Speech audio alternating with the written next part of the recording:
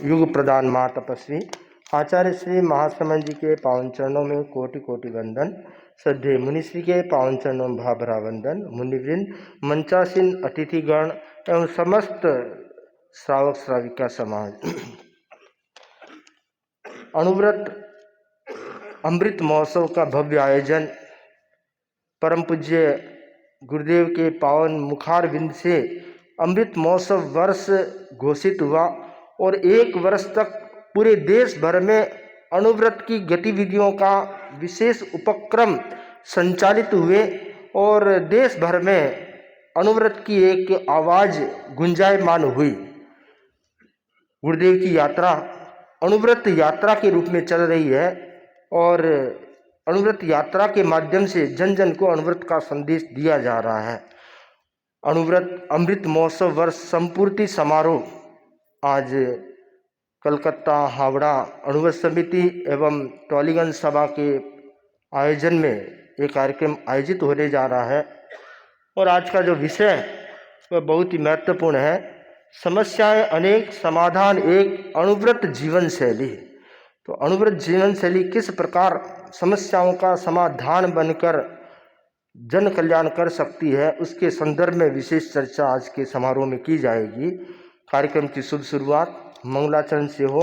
मैं मंगलाचरण के लिए आमंत्रित करूंगा अनुव्रत के कार्यकर्तागण, अनुव्रत गीत के संगान के लिए अनुव्रत के कार्यकर्ता। हम संयम ही जीवन है, संयम नैतिकता की सुर सरिता में जन जन मन पावन हो। संयममय जीवन हो, अपने से अपना अनुशासन अनुव्रत की परिभाषा। वर्ण जातिया संप्रदाय से मुक्त धर्म की भाषा। छोटे छोटे संकल्पों से मानस परिवर्तन हो। संयममय जीवन हो, मैत्री भाव हमारा सबसे प्रतिदिन बढ़ता जाए। समता सह अस्तित्व समन्वय नीति सफलता पाए। शुद्ध साध के लिए नियोजित मात्र शुद्ध साधन हो। संयममय जीवन हो, विद्यार्थी या शिक्षक हो, मजदूर और व्यापारी। नर हो नारी बने नीतिमय जीवन चर्या सारी। कथनी करनी की समानता में गतिशील चरण हो। संयममय जीवन हो, प्रभु बन करके ही हम प्रभु की पूजा कर सकते हैं। प्रामाणिक बन कर ही संकट सागर तर सकते हैं। आज अहिंसा शौर्य वीर्य संयुक्त जीवन दर्शन हो। संयममय जीवन हो, सुधरे व्यक्ति समाज व्यक्ति से राष्ट्र स्वयं सुधरेगा। तुलसी अनुव्रत सिंहनाद सारे जग में पसरेगा। मानवीय आचार संहिता में अर्पित तन मन हो। संयममय जीवन हो, नैतिकता की सुर सरिता में जन जन मन पावन हो, संयममय जीवन हो, संयममय जीवन हो, संयममय जीवन हो। गीत के संगान के पश्चात अब मैं निवेदन करूंगा मुनिश्री से अनुव्रत आचार संहिता के वाचन के लिए। मैं उपस्थित सभा से आग्रह करूंगा कि वे अपने खड़े होकर के मुनिश्री द्वारा अनुव्रत आचार संहिता दोहराए जाने पर उसके पीछे पीछे आपको दोहराना है।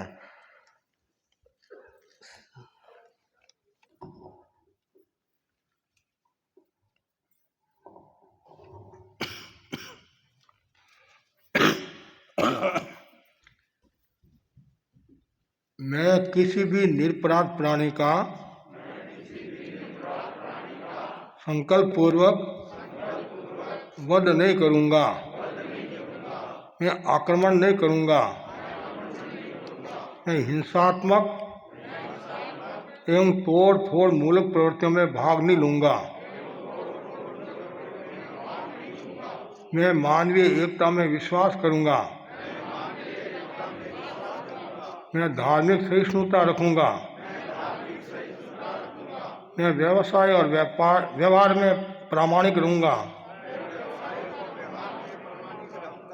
मैं ब्रह्मचर्य की साधना और संग्रह की सीमा का निर्धारण करूंगा। मैं चुनाव के संबंध में अनैतिक आचरण नहीं करूंगा। मैं सामाजिक कुरूढ़ियों को प्रश्रय नहीं दूंगा। मैं व्यसन मुक्त जीवन जीऊंगा। मैं पर्यावरण की समस्या के प्रति जागरूक रहूंगा। अनुव्रत आचार संहिता के वाचन के पश्चात मैं आमंत्रित करूंगा अनुव्रत समिति कोलकाता के मंत्री नवीन जी दुगर को स्वागत वक्तव्य, अतिथि परिचय, सम्मान की रस्म अदा करने के लिए। नवीन जी दुगर।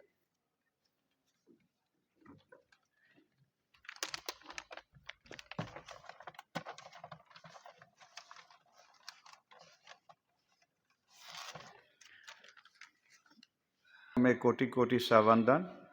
अनुव्रत अनुशास्ता परम पूज्य आचार्य श्री महाश्रमण जी के चरणों में कोटि कोटि भाव भरा वंदन। अत्र विराजित श्रद्धेय मुनि श्री जिनेश कुमार जी, मुनि श्री परमानंद जी, मुनि श्री कुणाल कुमार जी स्वामी के चरणों में मथेन बंदामी। आज अनुव्रत अमृत महोत्सव के संपूर्ति समारोह में पधारे हुए मुख्य अतिथि विशेष रूप से उद्योगपति, सुप्रसिद्ध उद्योगपति, समाज सेवी डॉक्टर विठल दास जी मुद्रा एवं हमारे बीच विशेष रूप से पधारे हुए vice chancellor Shri Rajkumar ji Kothari Sanskrit university एवं प्रोफेसर सुशील कुमार जी कोठारी नेवटिया यूनिवर्सिटी से हैं। मैं सभी पधारे हुए विशेष अतिथियों का स्वागत करता हूं। इसी क्रम में आज हमारे बीच पधारे हुए हैं महासभा के भूतपूर्व मुख्य न्यासी श्रीमान भंवरलाल जी वैद, श्रीमान गोयल जी, श्रीमान जो हमारे संपोषक सदस्य हैं प्रदीप जी कुंडलिया, एवं विशेष रूप से आए हुए अतिथि में श्री धनंजय सोम, श्रीमती महक जैन एवं विशेष और सभी संस्थाओं के, कलकत्ता संस्था के, संघीय संस्थाओं के विशेष पदाधिकारीगण, अनुव्रत समिति हावड़ा एवं कलकत्ता के कार्यकर्तागण एवं समस्त श्रावक समाज, श्राविकाओं को मैं भाव भरा अभिवादन करता हूं इस अमृत महोत्सव के संपूर्ति समारोह में।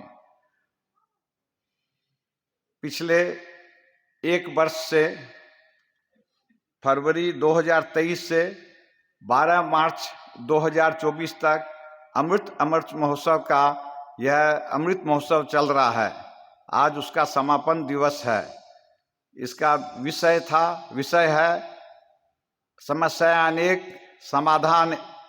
अनेक समाधान एक अनुव्रत जीवन शैली। अनुव्रत जीवन शैली के विशेष विषय में हमें मुनिश्री से सुनना है। वैसे ही बहुत ही विस्तार का विषय है। जीवन शैली जो आज के परिप्रेक्ष्य में अपनाना बहुत ही जरूरी है। मैं आशा के साथ सबसे निवेदन करता हूं कि इस जो कार्यक्रम में जो अनवर्त जीवन शैली, इसे आप सभी ग्रहण करें और इसे अपने जीवन में आत्मसात करें, ताकि हम लोग का भावात्मक के साथ साथ आध्यात्मिक विकास का संभव हो सके। यह कार्यक्रम अनुव्रत विश्व भारती के निर्देशन में पूरे भारतवर्ष में, इवन विश्व में भी आयोजित हो रहे हैं। आज गुरुदेव के सानिध्य में महाड़ में भी त्रिदिवसीय कार्यक्रम हो रहा है, जिसमें हमारे केंद्रीय पदाधिकारी बहुत से वहां गए हुए हैं। और इस कार्यक्रम, इस लास्ट वर्ष के कार्यक्रमों का अनुवर्त समिति कलकत्ता हावड़ा ने विभिन्न स्थानों में बहुत से आयोजन किए हैं। उसका संक्षिप्त स्लाइडिंग में वीडियो के माध्यम से आप लोगों को दिखाऊंगा। समय का मैं ज़्यादा नहीं ले रहा हूं, और मुझे उसे बोलने में भी कोई गलती हुई हो तो मैं क्षमा याचना करता हूं। मथेन बंदामी। और आप सभी से आप पधारे हैं, उसके लिए मैं आप सभी का, सभी समस्त श्रावक श्राविकाओं का, भाइयों बहनों का स्वागत करता हूं इस अमृत महोत्सव के समापन समारोह में। किसी का नाम छूट गया हो तो मथेन बंदामी। उससे संस्थाओं के प्रवीण जी सुरैया संरक्षक सदस्य हैं, वो भी पधारे हुए हैं। साउथ सभा के मंत्री श्री अध्यक्ष श्री, महासभा के सूरी में भूल गया, महासभा के कोषाध्यक्ष श्री मदन जी मरोठी एवं विनोद जी चौड़िया, कमल जी सेठिया, काफ़ी सभी पदाधिकारी पधारे में, सभी के प्रति मैं आभार स्वागत बार बार व्यक्त करता हूँ। मैं मुनिश्री से आगे करता हूँ कि आगे देवो भव है, तो अतिथियों का सम्मान के क्रम में मैं निवेदन करता हूँ हमारे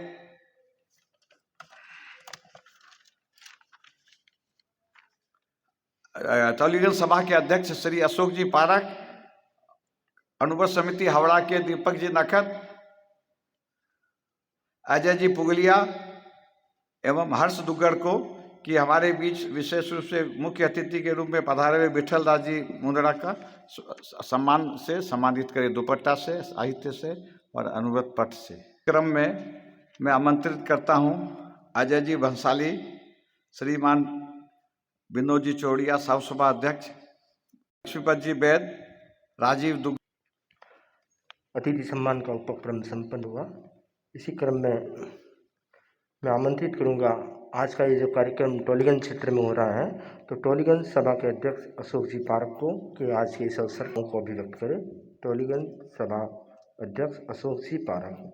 उसके बाद तैयार रहे, साउथ सिटी प्रांगण में प्रोग्राम हो रहा है, साउथ सिटी की ओर से राजीव जी दुग्गड़ संक्षेप में अपने भाव व्यक्त करें। राजीव जी दुग्गड़। आराध्य के श्री चरणों में वंदन। योग प्रदान आचार्य श्री महाश्रमण जी को भाव भरा वंदन।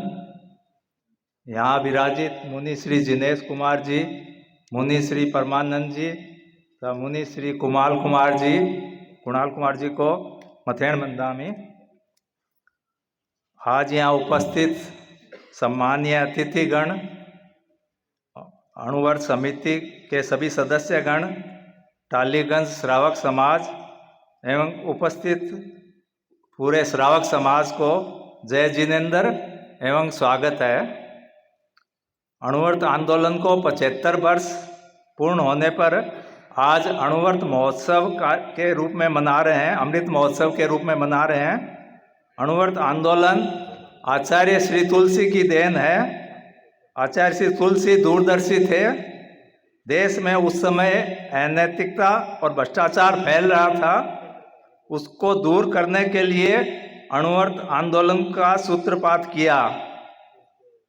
व्यापारी, शिक्षक और विद्यार्थी वर्ग के लिए कई ऐसे छोटे छोटे नियम बनाए जिससे सभी वर्ग के लोग आसानी से अपना सकें। अणुवर्त किसी धर्म संप्रदाय से नहीं जुड़ा है। इनके नियमों को हर संप्रदाय के लोग अपना सकते हैं। आज के समय में ये जरूरी है कि अणुवर्तों के नियमों का जाने और इन्हें अपनाएं। इनको अपनाने से जीवन में सरसता तो आती है, इसके अलावा परिवार और समाज में पारस्परिक सौहार्द का संचार होता है। ओम आराम। किन विद भावना खुशी किन विद करूं बखान, भाऊं किन विद भावना खुशी किन विद करूं बखान, रोम रोम म्हारो खिल रयो पुलकित मन और प्राण।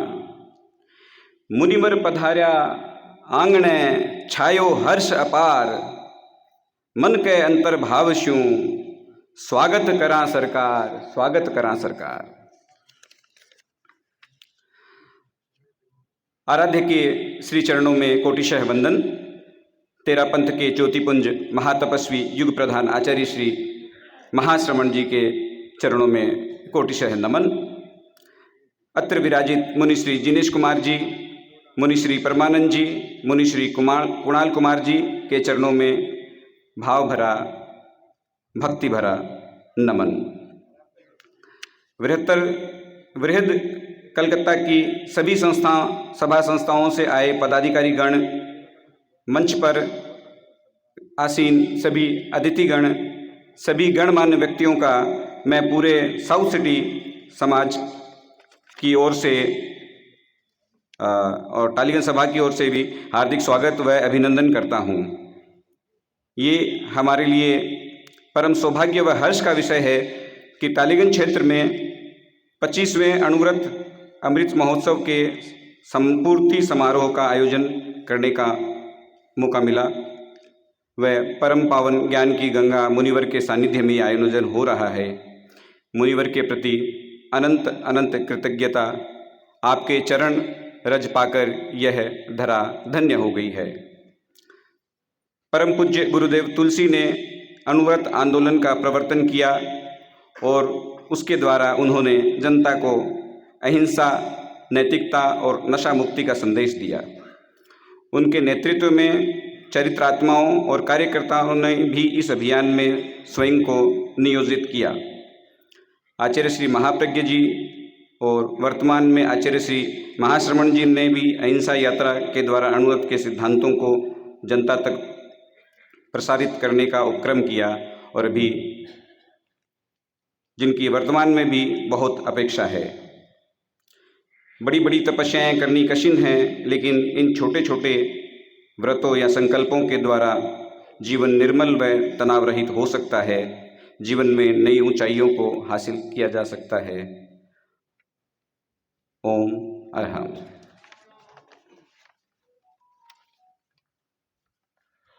समय की गति को देखते हुए बिना किसी भूमिका के कार्यक्रम को आगे बढ़ाना जा रहा हूँ। सर्वप्रथम मैं आमंत्रित करूंगा आज हमारे मध्य उपस्थित अतिथियों के क्रम में श्रीमती महक जैन, जो प्रतिभाशाली अधिकारी हैं। आप narcotics assistant director narcotics control bureau में आप अपनी सेवाएं दे रही है। सादर आमंत्रण श्रीमती महक जैन अपने विचारों के साथ। राष्ट्र संत अणुव्रत आंदोलन के प्रवर्तक युग प्रधान आचार्य श्री तुलसी जी के श्री चरणों में सादर वंदन। अणुव्रत अनुशास्ता युग प्रवर्तक आचार्य श्री महाश्रमण जी के श्री चरणों में शीश नमन। उनके सुशिष्य मुनि श्री जिनेश कुमार जी के श्री चरणों में नतमस्तक एवं समस्त श्रद्धेय साधुगणों के समक्ष भाव भरा प्रणाम अभिव्यक्त करती हूँ। मुनि श्री के अच्छे स्वास्थ्य की मंगल कामना करती हूँ। माता पिता के चरणों में शीश नमन करती हूँ। सभा को संबोधित करने के लिए मुनिश्री की आज्ञा की अपेक्षा रखती हूँ। उपस्थित सभी श्रोतागणों को जय जिनेंद्र। आप सभी के इंद्रियों को जीतकर जिनेंद्र बनने की शुभ मंगल कामना करती हूँ। अणुव्रत अणुव्रत दो शब्दों का अनुपम संयोग है, जिसका महात्म्य उतना ही अद्भुत और गरिमामय है जितना इस आंदोलन के जनक हमारे पूज्य राष्ट्रीय एकता के प्रवर्तक इंदिरा गांधी पुरस्कार से गौरवान्वित भारत ज्योति पुरस्कार से सम्मानित युग प्रधान आचार्य श्री तुलसी हैं, जो नशा मुक्ति अभियान के भी दूत हैं। अणु अणु का अर्थ है सूक्ष्म और व्रत का अर्थ है संकल्प। अणुव्रत यानी सूक्ष्म संकल्प। अणुव्रत नैतिकता, जागृत मानवता एवं चरित्र निर्माण का अप्रतिम आंदोलन है।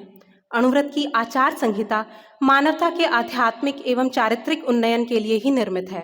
पूज्य आचार्य श्री का मत था कि यदि हम सब जीवन में एक छोटा सा व्रत या छोटा सा संकल्प लेकर संपूर्ण निष्ठा से उसका पालन करेंगे तो ना सिर्फ हम स्वयं बल्कि परिवार, हमारा संपूर्ण समाज सकारात्मकता का प्रतीक बन जाएगा। आज इस सभा में हम सब अणुव्रत आंदोलन के गौरवशाली 75वें वर्ष यानी अणुव्रत आंदोलन के अमृत महोत्सव की संपूर्ति समारोह के पुण्य साक्षी बन रहे हैं। अणुव्रत आंदोलन की मूल भित्ति नैतिकता है। नैतिक मूल्यों का संवर्धन और पुनरुत्थान है। अणुव्रत को और सहज और सुगम्य और चेतन बनाने के लिए श्रद्धेय आचार्य श्री ने इसके साथ प्रेक्षा ध्यान को जोड़ा और संपूर्ण जगत में प्रचलित किया। इस आंदोलन से प्रेरित होकर लाखों लोगों ने हिंसा, मद्यपान, मांसाहार, झूठ, छल, कपट, फरेब आदि अवगुणों का त्याग किया। आज पूरे भारत में, न सिर्फ भारत में, पूरे विश्व में नशे की बुरी लत महामारी बनकर फैल चुकी है और आज फिर ज़रूरत है एक नए युग प्रवर्तक की जो अणुव्रत को नशे के नाश की, संपूर्ण नाश की ओर प्रेरित करे। वक्त रहते न जागे तुम तो अनर्थ हो जाएगा। वक्त रहते न जागे तुम तो अनर्थ हो जाएगा। नशे की लत से सारा जीवन व्यर्थ हो जाएगा।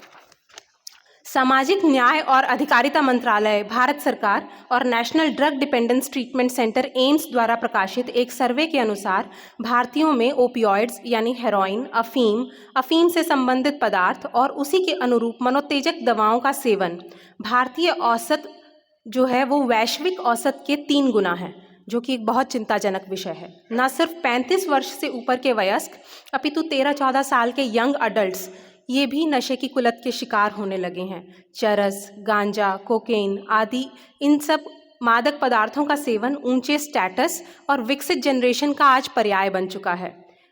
ई प्रिजन्स यानी ई जेल के डेटा के अनुसार नशे से संबंधित अपराधों में संलिप्त अधिकतम जो व्यक्ति हैं उनकी औसत उम्र 20 से 35 वर्ष है। यानी कि देश निर्माण के मुख्य संसाधन यानी कि हम सब हमारे सबसे महत्वपूर्ण और उत्पादक वर्षों में नशे की लत या फिर नशे के अवैध व्यापार के शिकार हो रहे हैं और इसी सब में अपना जीवन बर्बाद कर रहे हैं। नशा फूंक कर है बढ़ी अब तक किसकी शान, नशा फूंक कर है बढ़ी अब तक किसकी शान, चिता सरीखा तन जले घर होवे शमशान। तुलसी महाश्रमण की जननी धरा पर, तुलसी महाश्रमण की जननी धरा पर बंद करो ये पाप, नैतिकता का जन्म हो तभी मिटे संताप। अणुव्रती होकर हम सब समझें ध्यान लगाए, नशा विरोधी संकल्प लें, देश कल्याण का हो उपाय, देश कल्याण का हो उपाय। नशा केवल ड्रग्स का ही नहीं, तंबाकू, मदिरा, इसके साथ साथ क्रोध का नशा, अहंकार का नशा किसी भी तरह का हो विनाश ही करता है। अहिंसा तो जैन धर्म की आत्मा है, रूह है, हमारे रग रग में बसती है। किसी को जान से न मारना, किसी के प्रति मन में दुश्चिंतन न करना, कोई बुरी भावना न रखना, किसी को कोई अपशब्द न कहना, किसी को किसी भी प्रकार के मन, वचन या कर्म से तकलीफ ना पहुंचाना, ये सब अहिंसा की श्रेणी में आता है। परंतु नशा तो अहिंसा के सर्वथा विपरीत है। नशा सबसे पहले स्वयं को, फिर परिवार को, फिर समाज को बुरी तरह से चीर डालता है, मन में बुरी भावनाएं जगाता है, चेतना का हरण कर लेता है, संपूर्ण समाज की आत्मा को आहत करता है। फिर किस तरह जैन धर्म के अनुयायी इस नशे की ओर अग्रसर हैं। मेरे स्वर्गीय दादाजी ने मुझे बताया था कि आचार्य श्री तुलसी जी एक दफ़ा चापड़ में प्रवास कर रहे थे, तो उन्होंने एक दिन कुछ लोगों की निराशाजनक बातें सुनी कि ये युग में नैतिकता अब कोई नहीं रख सकता, नैतिकता खत्म हो गई है। यह सुनकर आचार्य श्री बहुत उद्विग्न हो उठे थे।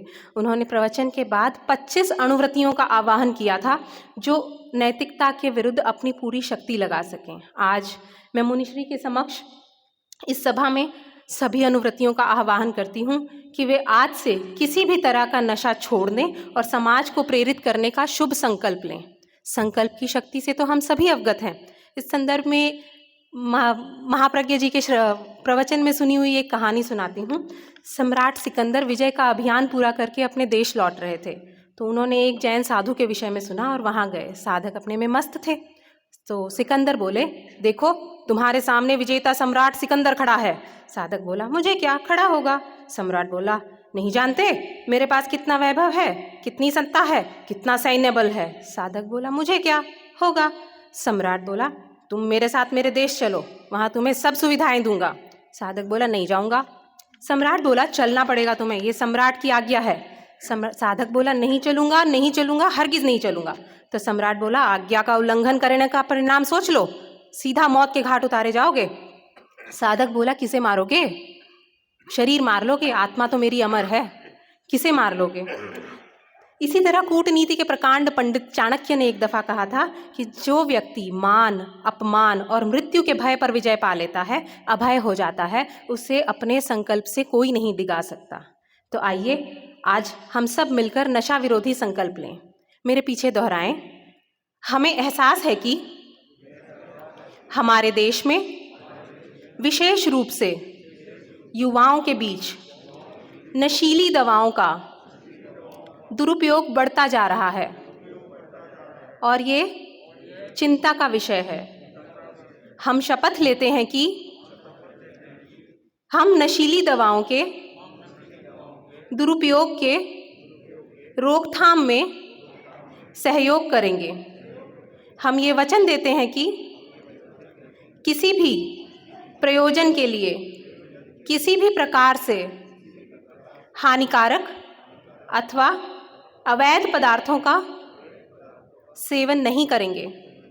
हम प्रत्येक व्यक्ति, विशेषतः युवाओं को प्रोत्साहित करते हुए नशीली दवाओं के दुष्प्रभावों के संबंध में जागरूकता पैदा करेंगे और समाज के रचनात्मक और महत्वपूर्ण सदस्य बनेंगे, नशे से दूर रहेंगे और स्वस्थ जीवन यापन करेंगे। धन्यवाद। ये शपथ आप ऑनलाइन भी ले सकते हैं, जिससे कि आप एक सर्टिफिकेट भी पा सकते हैं। अंत में आप सबका धन्यवाद करती हूँ और निवेदन करती हूँ कि आप सब अपने घर परिवार में मोबाइल फ़ोन पर अकेले वक्त बिताने से बेहतर एक दूसरे के साथ हंसने खेलने में, एक दूसरे को बेहतर समझने में अपना कीमती वक्त बिताएं, ताकि नशा हमारे बीच के आपसी प्रेम के कवच को भेद कर हमारे जीवन में कोई स्थान न बना सके। हमारे पास योग, प्रेक्षा ध्यान और कायोत्सर्ग जैसे अद्भुत और अनुपम मार्ग हैं, जो हमें हमारे श्री गुरुओं के तपोबल से मिले हैं। इनका सही इस्तेमाल हर व्यसन की मुक्ति दिलाने के लिए अपने आप में संपूर्ण है। हमारा जीवन बहुत मूल्यवान है, तो आइए हम सब कहें जीवन को हाँ और नशे को ना। धन्यवाद। ओम। और प्रांजल भाषा में अणुव्रत पर प्रकाश डालते हुए नशा मुक्ति का संकल्प और नशा मुक्ति के प्रयास के लिए संकल्पित होने का आह्वान किया है। तो अणुव्रत के कार्यकर्ता, अणुव्रत ही नहीं, हर इंसान का यह दायित्व है कि अपने आसपास कहीं भी नशा की प्रवृत्ति चल रही है तो उसे दूर करने के प्रयत्न में अपना संकल्प, अपना योगदान दे, जिससे स्वस्थ समाज और स्वस्थ देश की संरचना में अपना योगदान दे सकेंगे। इसी क्रम में मैं आमंत्रित करूंगा, आज हमारे मध्य सुप्रसिद्ध समाज सेवी एवं उद्योगपति डॉक्टर विट्ठल दास जी मुंद्रा विशेष रूप से उपस्थित हैं और समाज सेवा के कार्य में विशेष रूप से लगे हुए हैं। तो मैं उन्हें आमंत्रित करूंगा आज के इस पावन अवसर पर अपने विचारों की अभिव्यक्ति के लिए। डॉक्टर विट्ठल दास जी मुंद्रा। परम श्रद्धेय आचार्य गुरु मुनि श्री जिनेश कुमार जी के चरणों में सादर वंदन। अन्य श्रद्धेय मुनिजन जो यहाँ पर विराजमान हैं उनके चरणों में वंदन। और आज इस सभा में जो श्रावक श्राविका हैं, आप सब महान भाव जो उपस्थित हैं, जो बहनें उपस्थित हैं, मेरा आप सबको सादर वंदन। एक अद्भुत सा संयोग है,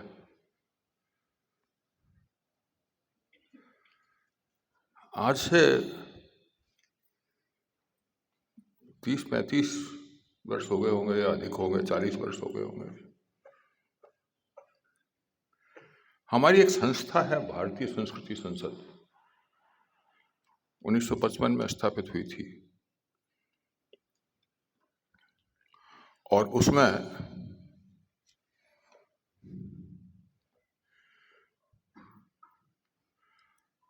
मेरे शब्दों में ऋषि तुल्य आचार्य तुलसी पधारे थे। मैं उसमें छोटा ही था, शायद 50 वर्ष भी हो रहे होंगे।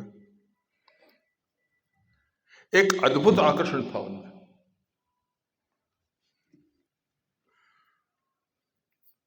मैंने मेरे एक मित्र जो वहाँ बैठे थे उनसे पूछा कि भाई ये आचार्य श्री इतने प्रसिद्ध क्यों हैं, क्या बात है? तो उन्होंने कहा कि ये अणुव्रत आंदोलन के प्रवर्तक हैं, महान आत्मा हैं।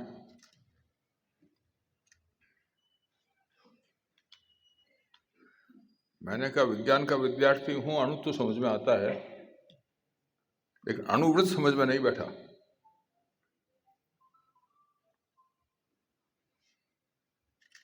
तो कहा कि इनसे सुनो। मैं कुछ देर मैंने उनका आशीर्वचन सुना।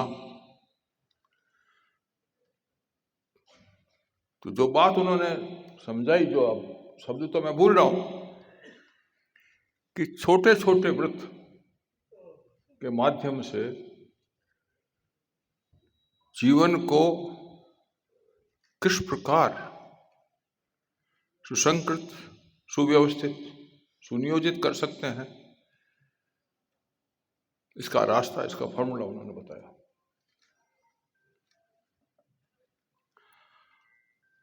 देखिए, जो बहुत से लोग जानते हैं कि छोटे छोटे अणुओं से सारा पदार्थ बने हैं, विश्व बना है। अगर कहीं पर कोई परिवर्तन करना है तो अणु के लेवल तक ही जाकर के करना पड़ेगा। अणु के लेवल तक क्यों, परमाणु के लेवल तक जाकर करना पड़ेगा। बहन महक जैन नशा मुक्ति समस्या से के ऊपर बोल रही थी। उसमें भी अगर परिवर्तित करना है तो हमको वो प्रवृत्ति को ही रोकना पड़ेगा। इस प्रवृत्ति को कैसे रोका जाए? नशा करते क्यों हैं? इस विषय पर अगर आप विचार करें, पहले मनुष्य एक दिखावा करने की चेष्टा करता है और बाद में उसका दास हो जाता है। मैं कॉलेज में पढ़ता था तो मेरे बहुत से साथी सिगरेट पीते थे। मैंने कहा छोड़ क्यों नहीं देते?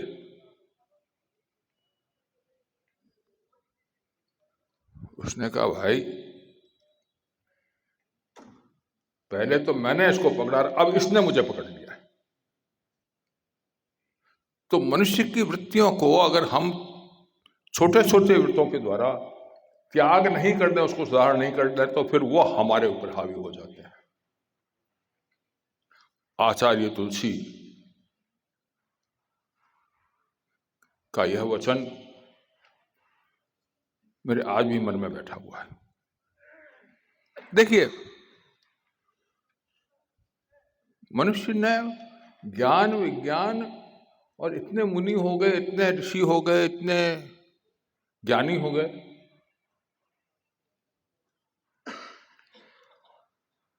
लेकिन अपनी प्रवृत्ति नहीं छोड़ी।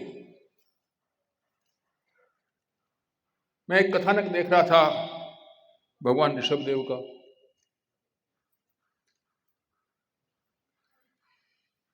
मैं जीवन पढ़ रहा था एक दफे,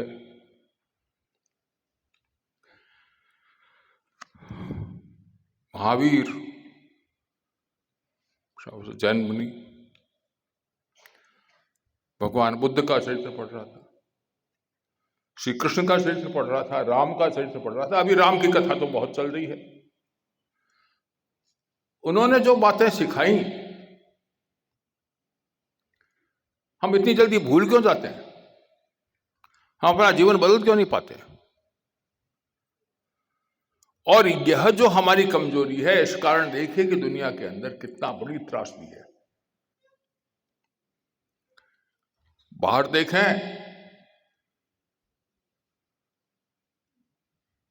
तो रूस और यूक्रेन के अंदर युद्ध छिड़ा हुआ है, मिडिल ईस्ट में युद्ध है, भारत के साथ चाइना युद्ध करने को तैयार है, पाकिस्तान युद्ध करने को तैयार। क्यों भाई, क्या तकलीफ है? क्यों युद्ध करना चाहते हो? वो है वृत्ति, मनुष्य की वृत्ति।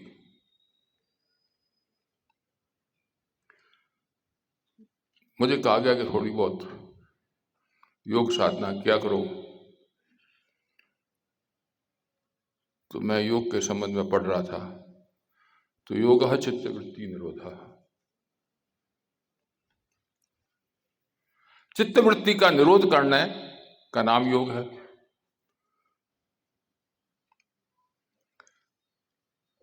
आचार्य श्री ने दूसरे शब्दों के अंदर एक दूसरा योग हमको सिखा दिया कि आप किस प्रकार अपने जीवन को बना सकते हो। और एक जैन समाज जो आज हमारे सामने है, मैं इनको देखता हूं, मेरे बहुत से मित्र भी हैं, वो कितना अपने आप को मतलब कंट्रोल करते हैं, कितना अपने आप को संयमित करते हैं। ये संयम जो है हमारे समाज के अंदर, संयम का महत्व अगर किसी ने बताया है तो जैन समाज ने बताया इतना। अगर संयम सीखना है तो भाई जैन भाइयों से सीखो, जैन बहनों से सीखो। मेरे एक मित्र हैं, उनकी माता श्री वयोवृद्ध थी, उन्होंने, उसको क्या बोलते हैं मुझे नहीं मालूम, अपने शरीर को त्याग कर दिया, संधारा। अब संधारा करके शरीर को त्याग कर देना, एक तरफ हम एक एक पल जीने के लिए इतना संघर्ष कर रहे हैं, और एक तरफ एक माता अपने जीवन का त्याग कर देती। यह शक्ति कहां से आ रही है? सिमिलरली अभी आचार्य श्री से सुना, 16 वर्ष की उम्र के अंदर ही इन्होंने ये मार्ग अपना लिया।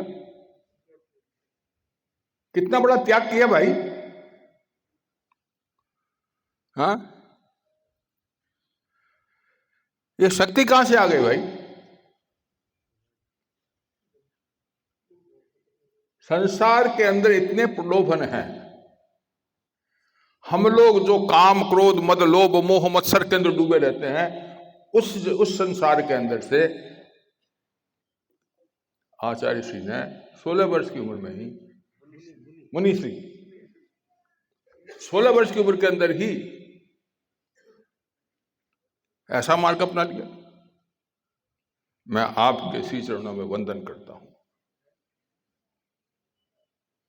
और केवल आप ही नहीं, इस प्रकार के और भी मुनिजन यहां पर हैं।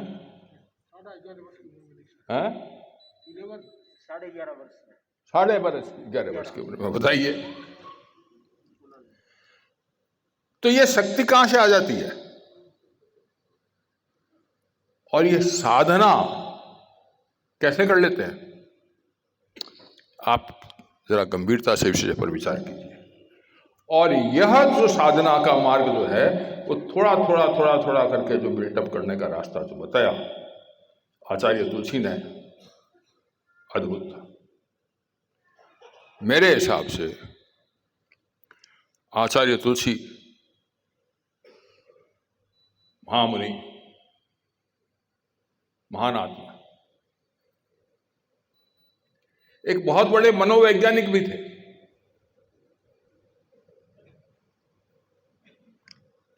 मैं अभी बनारस गया हुआ था, बनारस हिंदू यूनिवर्सिटी के अंदर, वहां पर विज्ञान and consciousness, science and consciousness के ऊपर कॉन्फ्रेंस थी। तो हमारी चेतना को किस प्रकार प्रभावित करके हम सुधरें, इसका मार्ग, सबसे सरल मार्ग अगर मुझे पूछा जाए तो आपके धर्म में, आपके पास में है, मुनिश्री के वचनों में है, ज्ञान में है। और आज की इस दुनिया में, आज के समाज में ये बहन नारकोटिक्स की समस्या को लेकर के जूझ रही है, बहुत बड़ी समस्या है। आज पंजाब में क्या हो रहा है, कलकत्ते के अंदर भी हमारे कितने युवा नारकोटिक्स में डूबे हुए हैं। और ये आज की बात नहीं है। हमारे राजपूत भाई राजस्थान में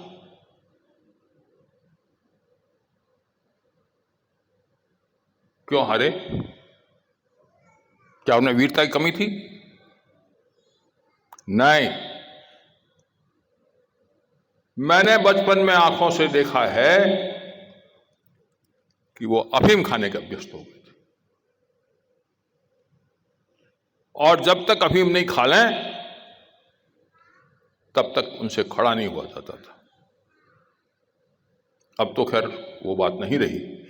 तो ये चीज इतनी बुरी है। और मनुष्य अपनी छोटी छोटी प्रवृत्तियों का जो दास हो जाता है,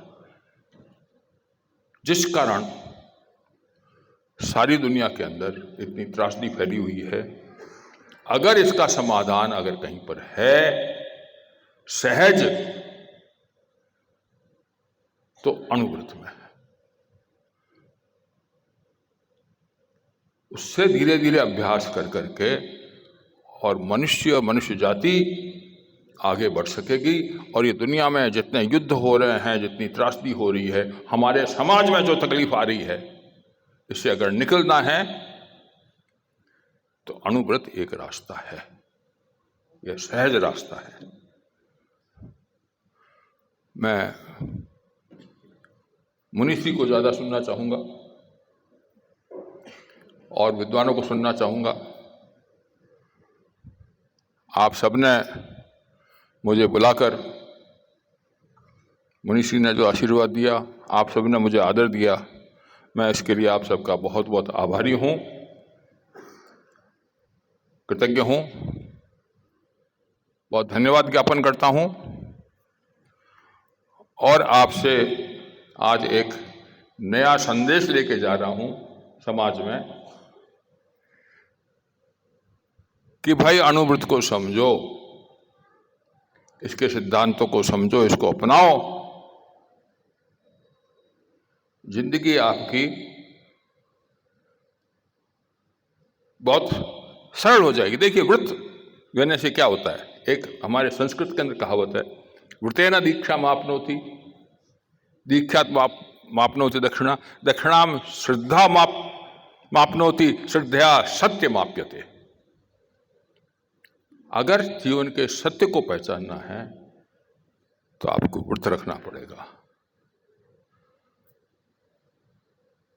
और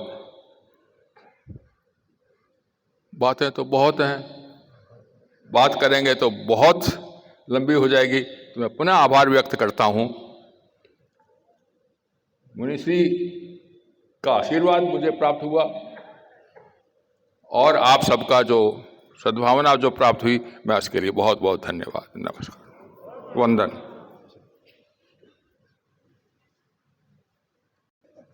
मुंद्रा जी अवस्था होते हुए भी बड़े जोश के साथ और ज्ञानपूर्वक अपनी बातें कही और सुंदर विचार व्यक्त किए। बहुत बहुत साधुवाद। और महक जैन और धनंजय जी मेरी दर्शनार्थ आए हैं, इनको जाना होगा। आमंत्रित करूंगा आज के हमारे अतिथियों में विशेष अतिथि संस्कृत यूनिवर्सिटी के वाइस चांसलर श्री राजकुमार जी कोठारी को, कि वे आज के इस अवसर पर अपने विचार व्यक्त करें। राजकुमार जी कोठारी।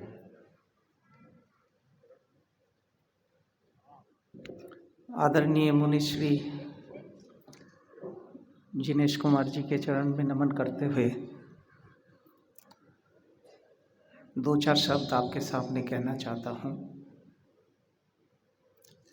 ये एक बहुत अच्छा अवसर है जो हमको यहाँ पे भाग लेने का मौका मिला आज। संस्कृत कॉलेज एंड यूनिवर्सिटी के वाइस चांसलर होने के नाते और इसके अलावा एक और यूनिवर्सिटी है वेस्ट बंगाल स्टेट यूनिवर्सिटी, वहाँ के भी मैं वाइस चांसलर एडिशनल चार्ज में हूँ इसी वक्त पर। तो दो यूनिवर्सिटी के वाइस चांसलर होने के नाते मैंने पिछले करीब 8-9 महीने में काफ़ी अच्छी practical knowledge and experience gain की है सोसाइटी के बारे में।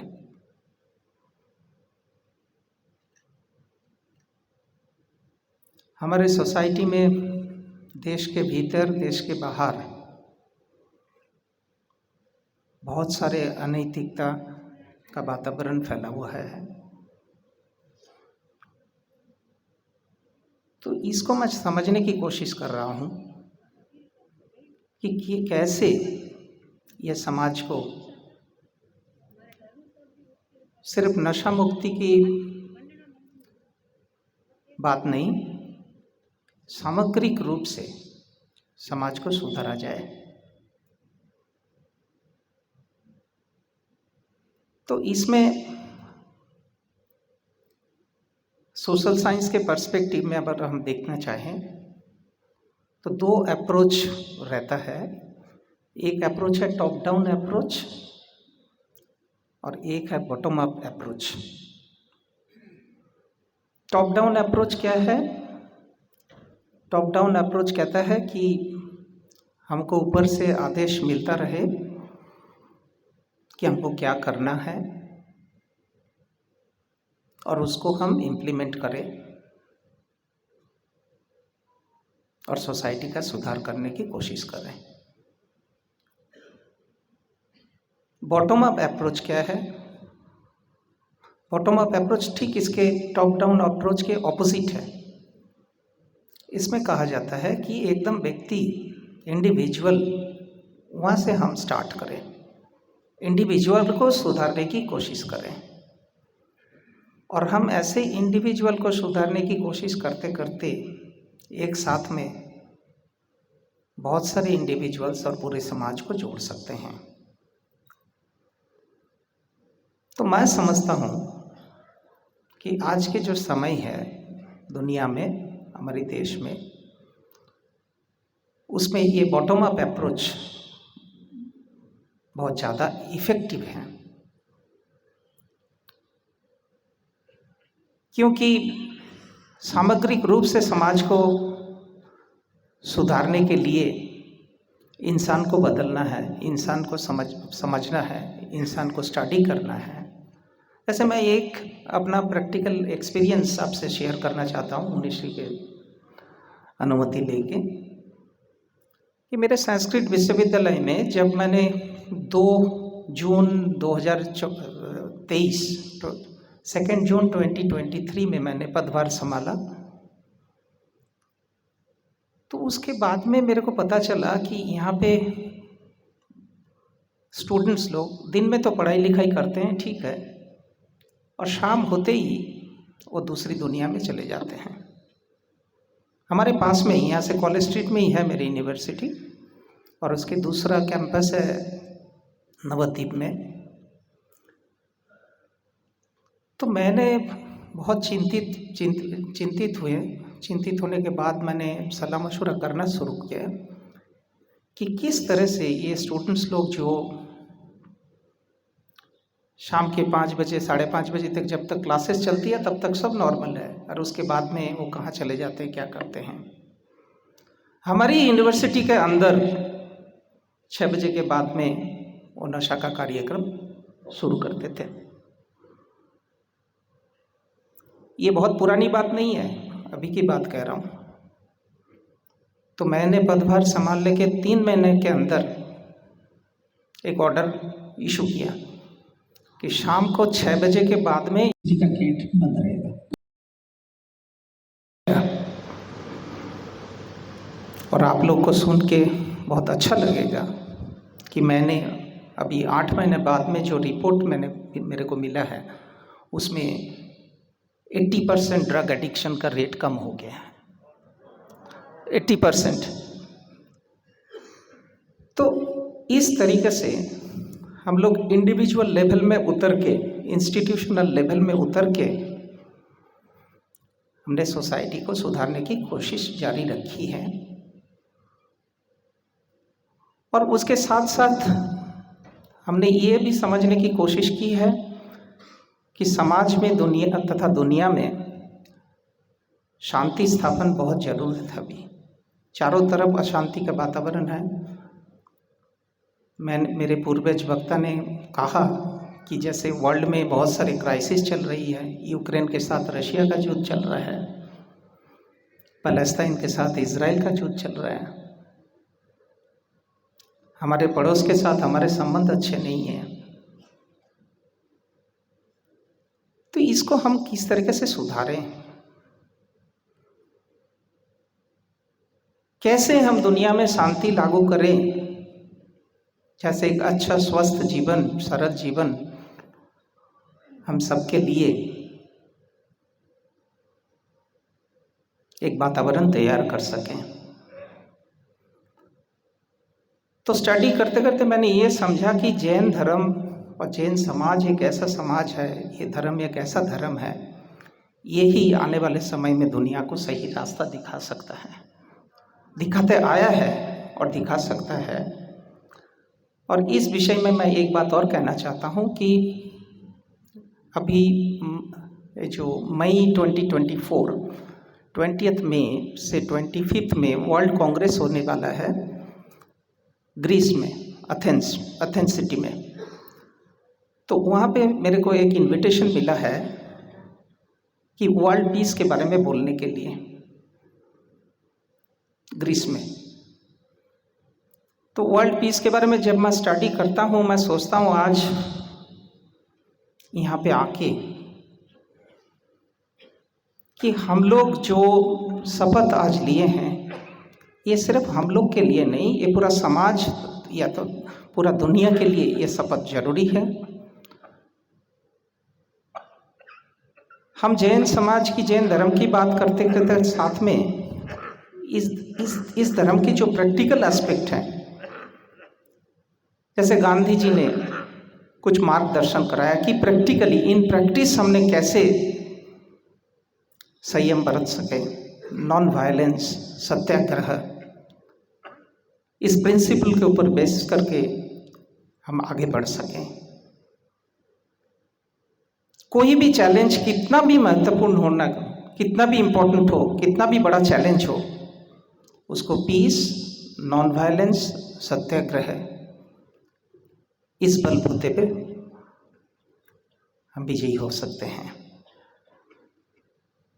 तो इसीलिए मैं समझता हूँ कि ये जो अमृत महोत्सव संपन्न हो रहा है, यहाँ से एक वार्ता, एक मैसेज सिर्फ हमारा जैन समाज के लिए नहीं, पूरा विश्व के लिए हमको देना चाहिए कि आइए हम सब एक साथ मिलके ये समाज को सुधारने की जो शपथ ली है उसको वास्तव में इम्प्लीमेंट करें।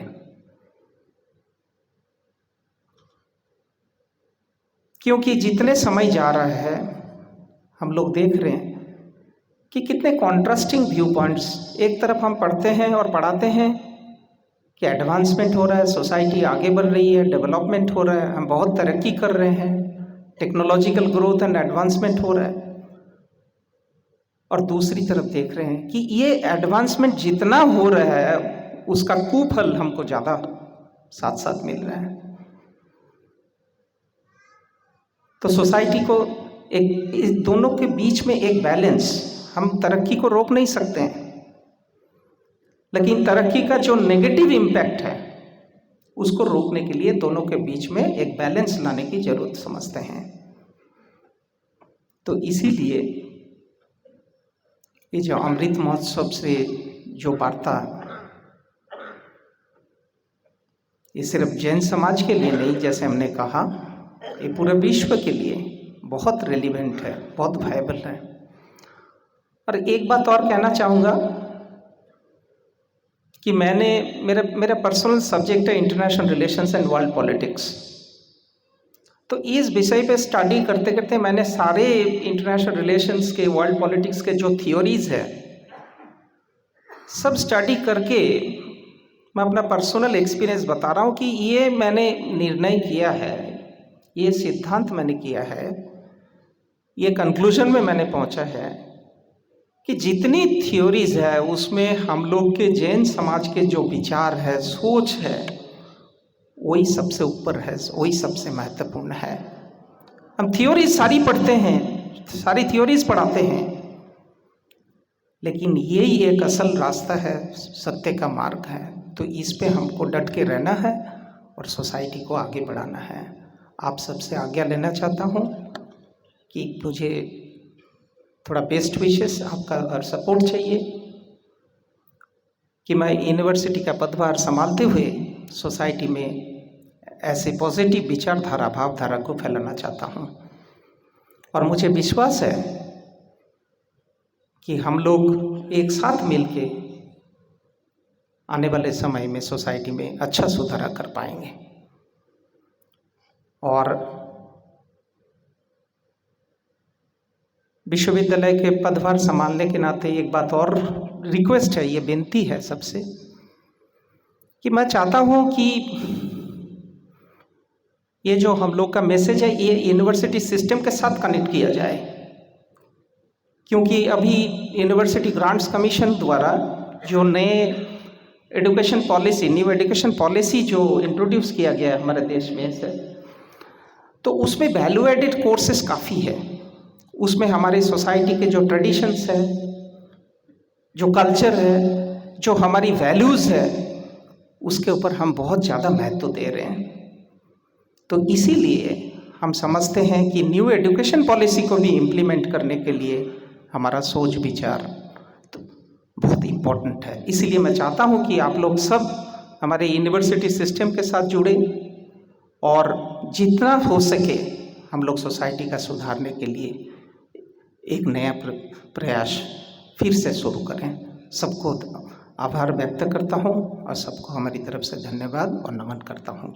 आचार्य श्री ओम बराम। राजकुमार जी कोठारी ने बहुत ही महत्वपूर्ण विचार व्यक्त किए और आप तो समझ रहे हैं कि दो यूनिवर्सिटी के वाइस चांसलर हैं, पर हमें तो लग रहा है कि ये अणुव्रत का ही कार्य कर रहे हैं, क्योंकि युवाओं को, युवा पीढ़ी को नशे से मुक्त करने की दिशा में आपका जो प्रयास है वह वास्तव में बहुत ही प्रेरणादायी है कि आप इस प्रयास में आगे बढ़ रहे हैं। और आपने जो आह्वान किया है यूनिवर्सिटी के साथ मिलकर, सिस्टम के साथ मिलकर इस कार्य को और अधिक अंजाम दिया जा सकता है, बहुत बहुत साधुवाद। इसी क्रम में मैं आमंत्रित करूँगा आज हमारे मध्य गेस्ट के रूप में सुशील कुमार जी कोठारी, जो नेवटिया यूनिवर्सिटी के डीन हैं, उपस्थित है। मैं अपने उद्गार व्यक्त करने हेतु सुशील कुमार जी कोठारी।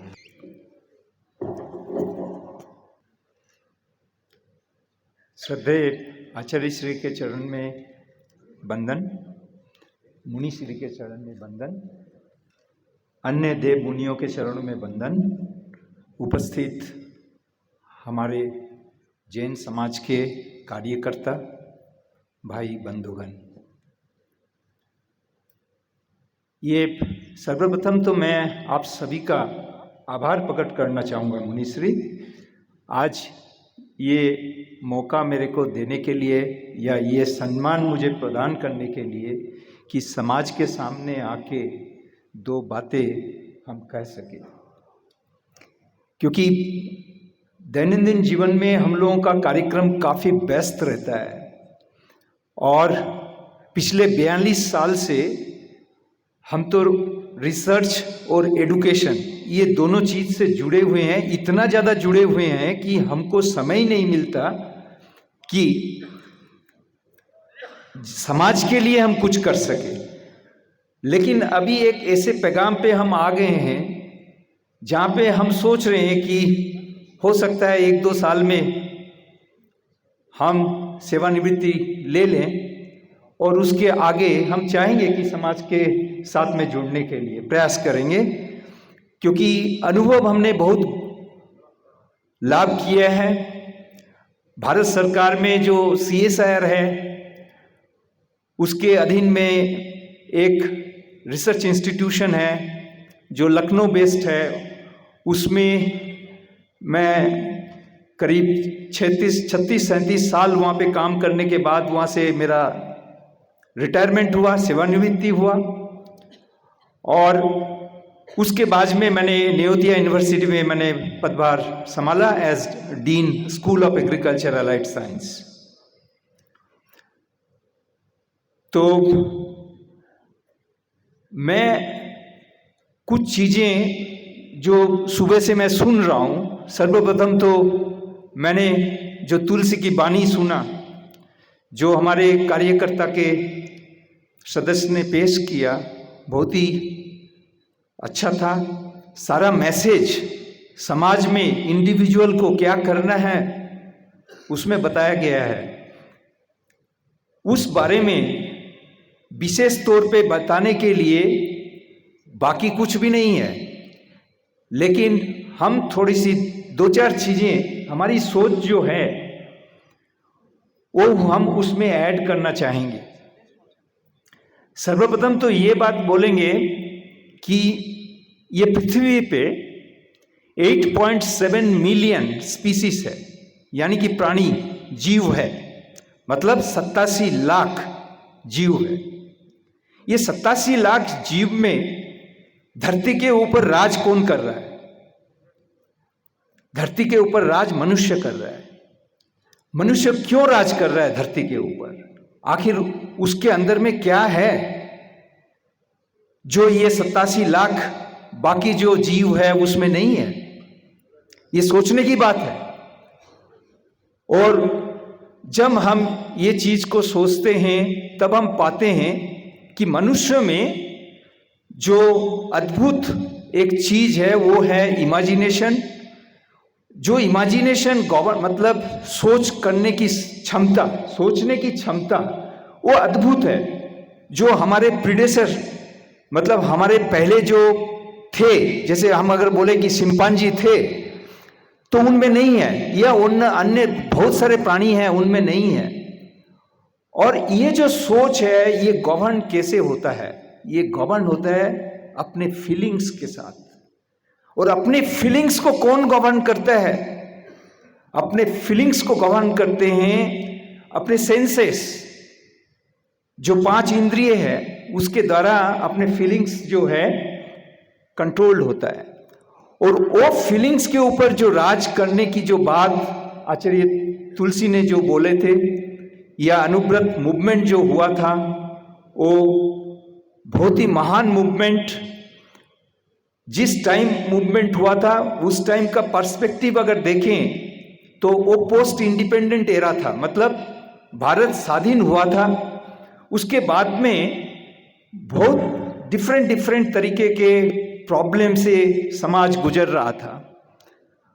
उसमें हिंदू मुस्लिम का राइट्स भी था, उसमें अनैतिकता भी था, उसमें गरीबी थी, उसमें अनटचेबिलिटी थी, ये समस्त कुछ था जिसके केंद्र बिंदु मान के आचार्य तुलसी ने कुछ छोटे छोटे, जिसको हम हमारे जो बच्चे को जब पढ़ाते हैं कॉलेज में या यूनिवर्सिटी में, हम बोलते हैं एटॉमिक हैबिट्स।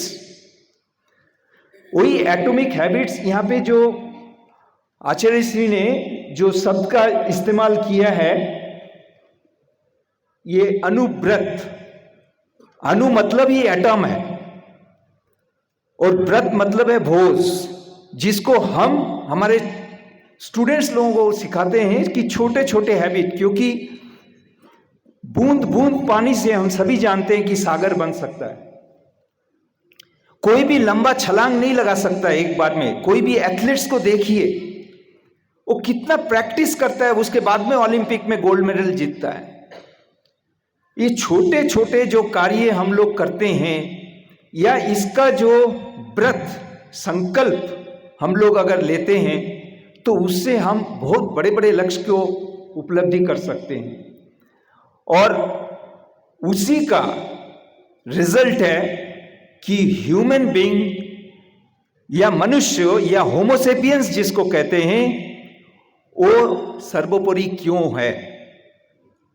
ये क्षमता मनुष्य के पास है जो क्षमता बाकी जो ऑर्गेनिजम्स है, बाकी जो प्रजाति है उनमें नहीं है।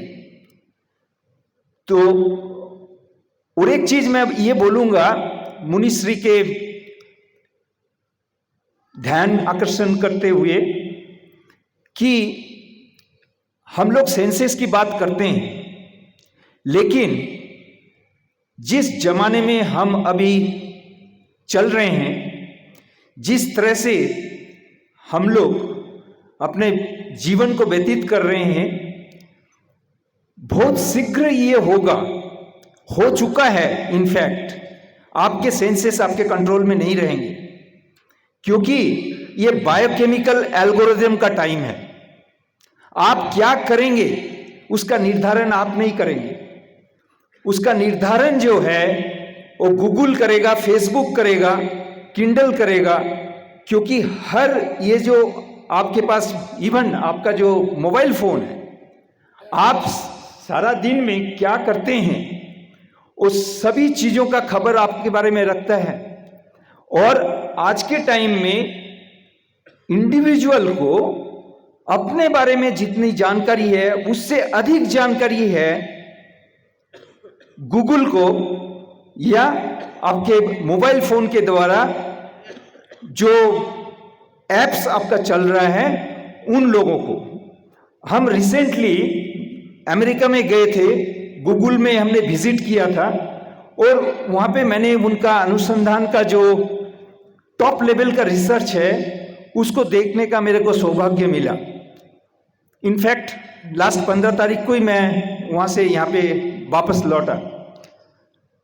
वो देखने के बाद मैं हैरान हो गया। मुनिश्री जी, आपको एक छोटी सी बात बताते हैं। आप लोगों ने एंजेलिना की कहानी हो सकता है कि फेसबुक मीडिया ये सर्कल में आपने सुना होगा। वो एक सामान्य महिला है एंजेलिना। वो महिला सामान्य जीवन व्यतीत कर रही थी और उसको उनका जो एल्गोरिथम है गूगल का, उन्होंने प्रेडिक्ट कर दिया कि आपको ब्रेस्ट कैंसर होगा। महिला हैरान हो गई कि मैं तो स्वस्थ हूं,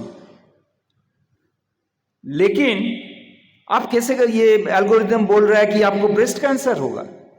इसका मतलब मैं खाली आपको समझाने की कोशिश कर रहा हूं, इंफॉर्मेशन जो आपके पास नहीं है वो इंफॉर्मेशन एल्गोरिथम यानी कि बायोकेमिकल, मतलब सेंसेस से चीजें खत्म नहीं होती है, सेंसेस से ऊपर जा रहा है बायोकेमिकल एल्गोरिथम। वो बायोकेमिकल एल्गोरिथम आपको पहचान के, आपकी एक्टिविटी को देख के आपको प्रेडिक्ट कर रहा है कि जो है आपको ब्रेस्ट कैंसर होने वाला है। वो महिला ने अल्टीमेटली उसने विश्वास किया कि ठीक है, एल्गोरिथम ने प्रेडिक्ट किया है तो मैं चेकअप कराऊंगी।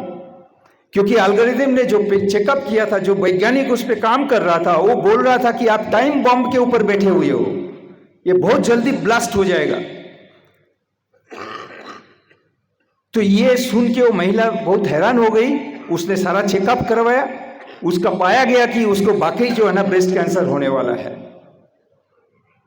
तो ये स्टोरी मैंने इसलिए बताया आपको क्योंकि अभी मशीन्स के पास ऐसी क्षमता आ गई है कि हमको सेंसेस, जो 5 सेंसेस की बात करते हैं, उससे बियॉन्ड हमको सोचना पड़ेगा। हमको बायोकेमिकल रिएक्शंस के बारे में सोचना पड़ेगा, एल्गोरिथम के बारे में सोचना पड़ेगा, जो आगे जाके आप क्या करेंगे, आप किस चीज को विश्वास करेंगे, आप किसको वोट देंगे, आप क्या खाएंगे, हर चीज को वही लोग डिसाइड करेंगे, आप खुद नहीं करेंगे।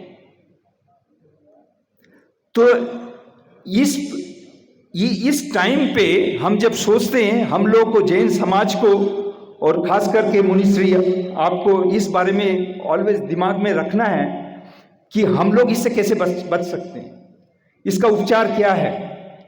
तो हम लोगों को ये जो व्रत अपन जो ले रहे हैं, इसको रियली इतना समर्थ रूप पे और एकदम डिसीशंस के साथ में हमको लेना पड़ेगा, ताकि जो है वो कंप्यूटर का द्वारा जो डिसीजन मेकिंग हो रहा है, वो डिसीजन का सहायता या सहारा हमको लेना ना पड़े।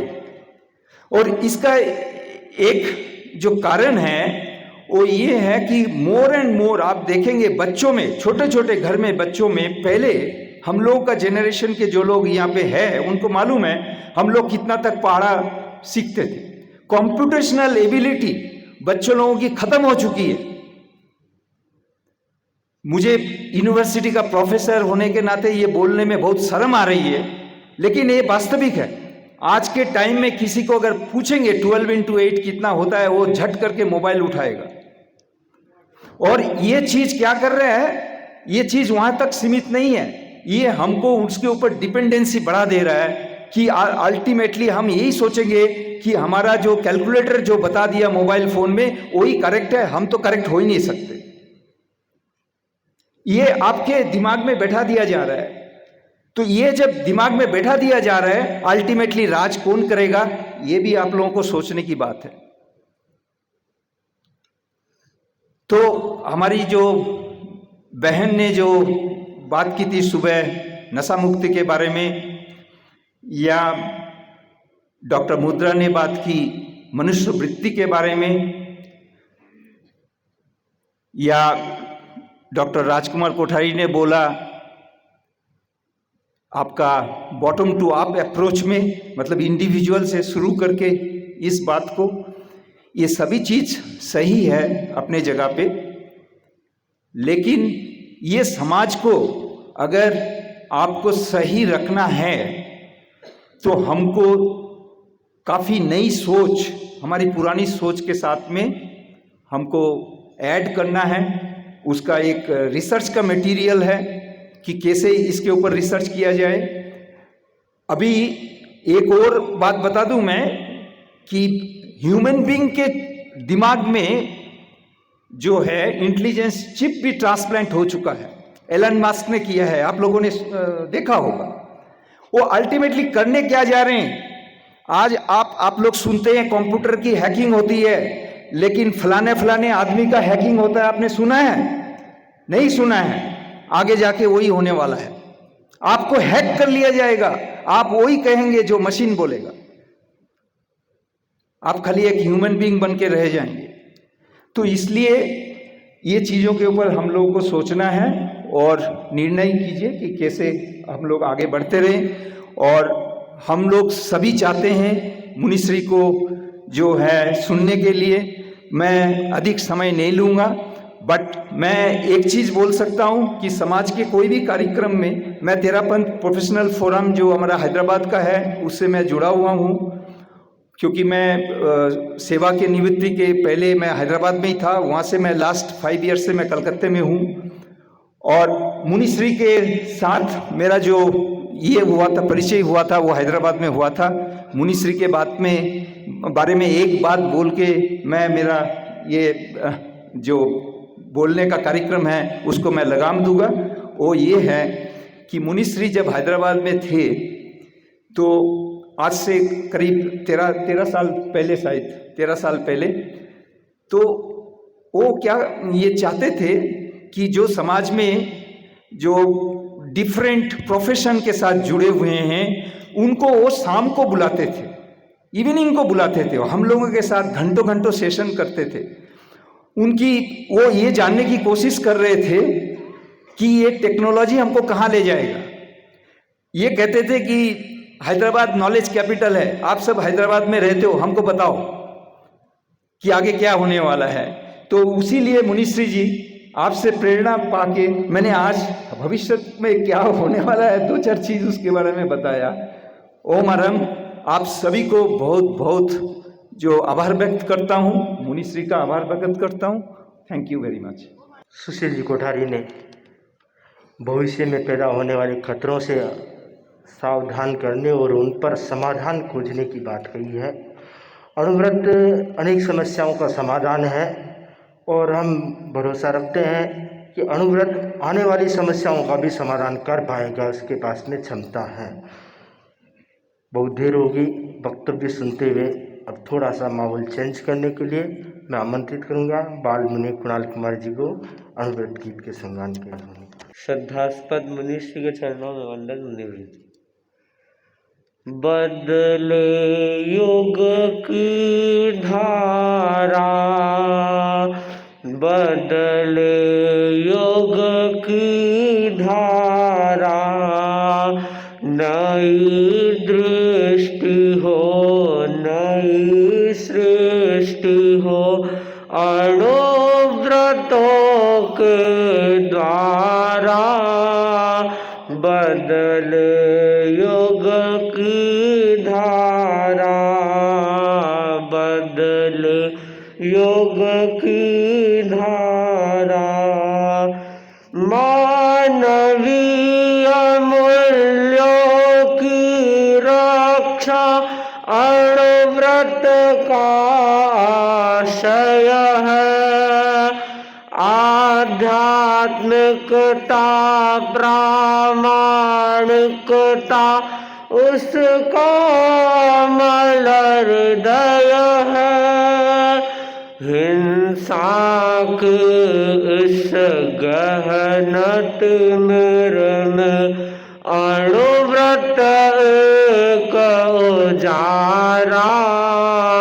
बदले युग की धारा, बदले युग की धारा। धार्मिक है पर नहीं किनेटिक, बहुत बड़ा विस्मय है। नैतिकता से शून्य धर्म का यह कैसा अभिनय है। इस उलझन का धर्म क्रांति है कमनीय किनारा। बदले युग की धारा, बदले युग की धारा। मूल्य परख शिक्षा के युग में संयम का अंकन हो। सत्य अहिंसा से आप्लावित जन जन का जीवन हो। भोगवाद के चक्रवात से सहज मिले छुटकारा। बदले युग की धारा, बदले युग की धारा। व्यक्ति बनेगा स्वस्थ तभी तो स्वस्थ समाज बनेगा।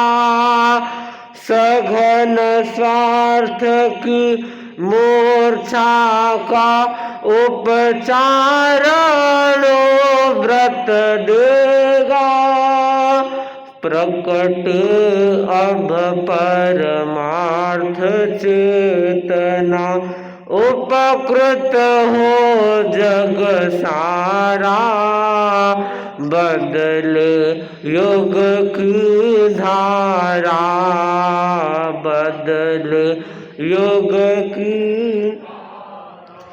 करे प्रबल पुरुषार्थ सभी में अभिनव आस्था जागे। जोड़े सबक अंतर मानस को करुणाक धाग, तुलसी मैत्री मंत्र अचल हो, नभ में जो ध्रुव तारा, बदले युग की धारा।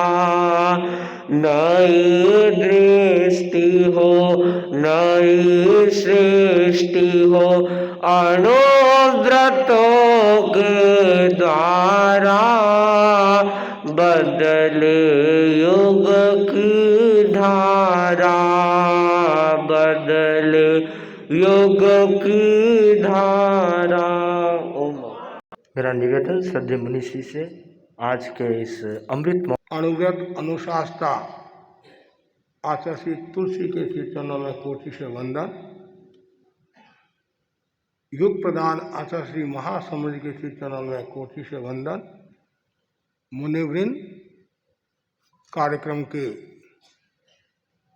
अतिथिगण, उपस्थित धर्म प्रेमी भाई और बहनों, अनुव्रत अमृत महोत्सव संपूर्ति 3 दिवसीय कार्यक्रम आज से प्रारंभ हुआ है और रविवार का विशेष कार्यक्रम अनुव्रत समिति कलकत्ता, हावड़ा और तेरापन सभा टॉलीगंज के तत्वाधान में आयोजित। एक बार की बात है,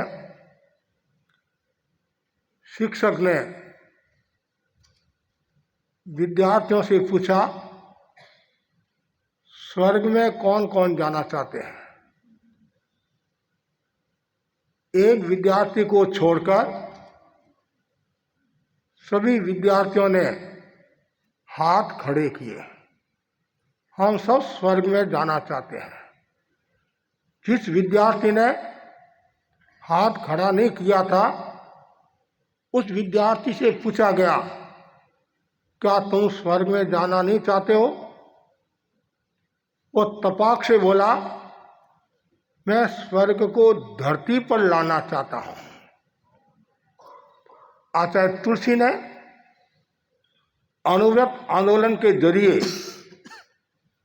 स्वर्ग को धरती पर लाने का प्रयास किया है। आचार्य श्री तुलसी 20वीं सदी के आलोक पुंज थे, मानवता के मसीहा थे, जागृति के शंखनाद थे, दिव्य दृष्टि से संपन्न थे, प्रकृति से सहज सरल विनम्र थे। मात्र 22 वर्ष की उम्र में तेरापन धर्म संघ के 9वें अधिशास्ता हुए और आचार्य कालुगुणी राज के सक्षम पटधर हुए। आचार्य तुलसी ने छोटी उम्र में अनेक रचनात्मक कार्यक्रम,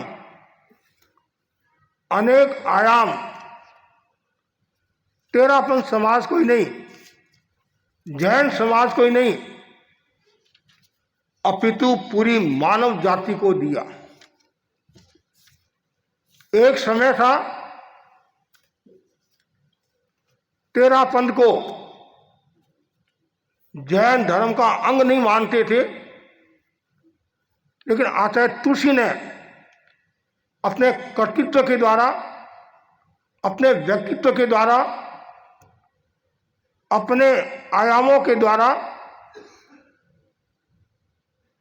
आज केवल जैन समाज में नहीं, अन्य समाज में भी तेरापन का प्रभुत्व है। आचार्य तुलसी ने एक आयाम दिया, अनुव्रत आंदोलन। इधर भारत आजाद हुआ और गुरुदेव तुलसी के मन में आया भारत आजाद हो गया है, अर्थ और विज्ञान की दृष्टि से शक्तिशाली भी हो जाएगा,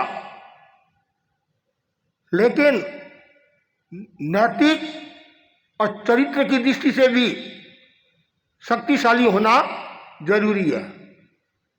गुरुदेव तुलसी ने नैतिकता की प्रतिष्ठा के लिए, चारित्रिक उन्नयन के लिए उन्होंने अणुव्रत आंदोलन का सूत्रपात किया। जब अणुव्रत आंदोलन का सूत्रपात हुआ, जबरदस्त विरोध भी हुआ। उस समय अणुव्रत नाम नहीं था, अणुव्रती संघ नाम था।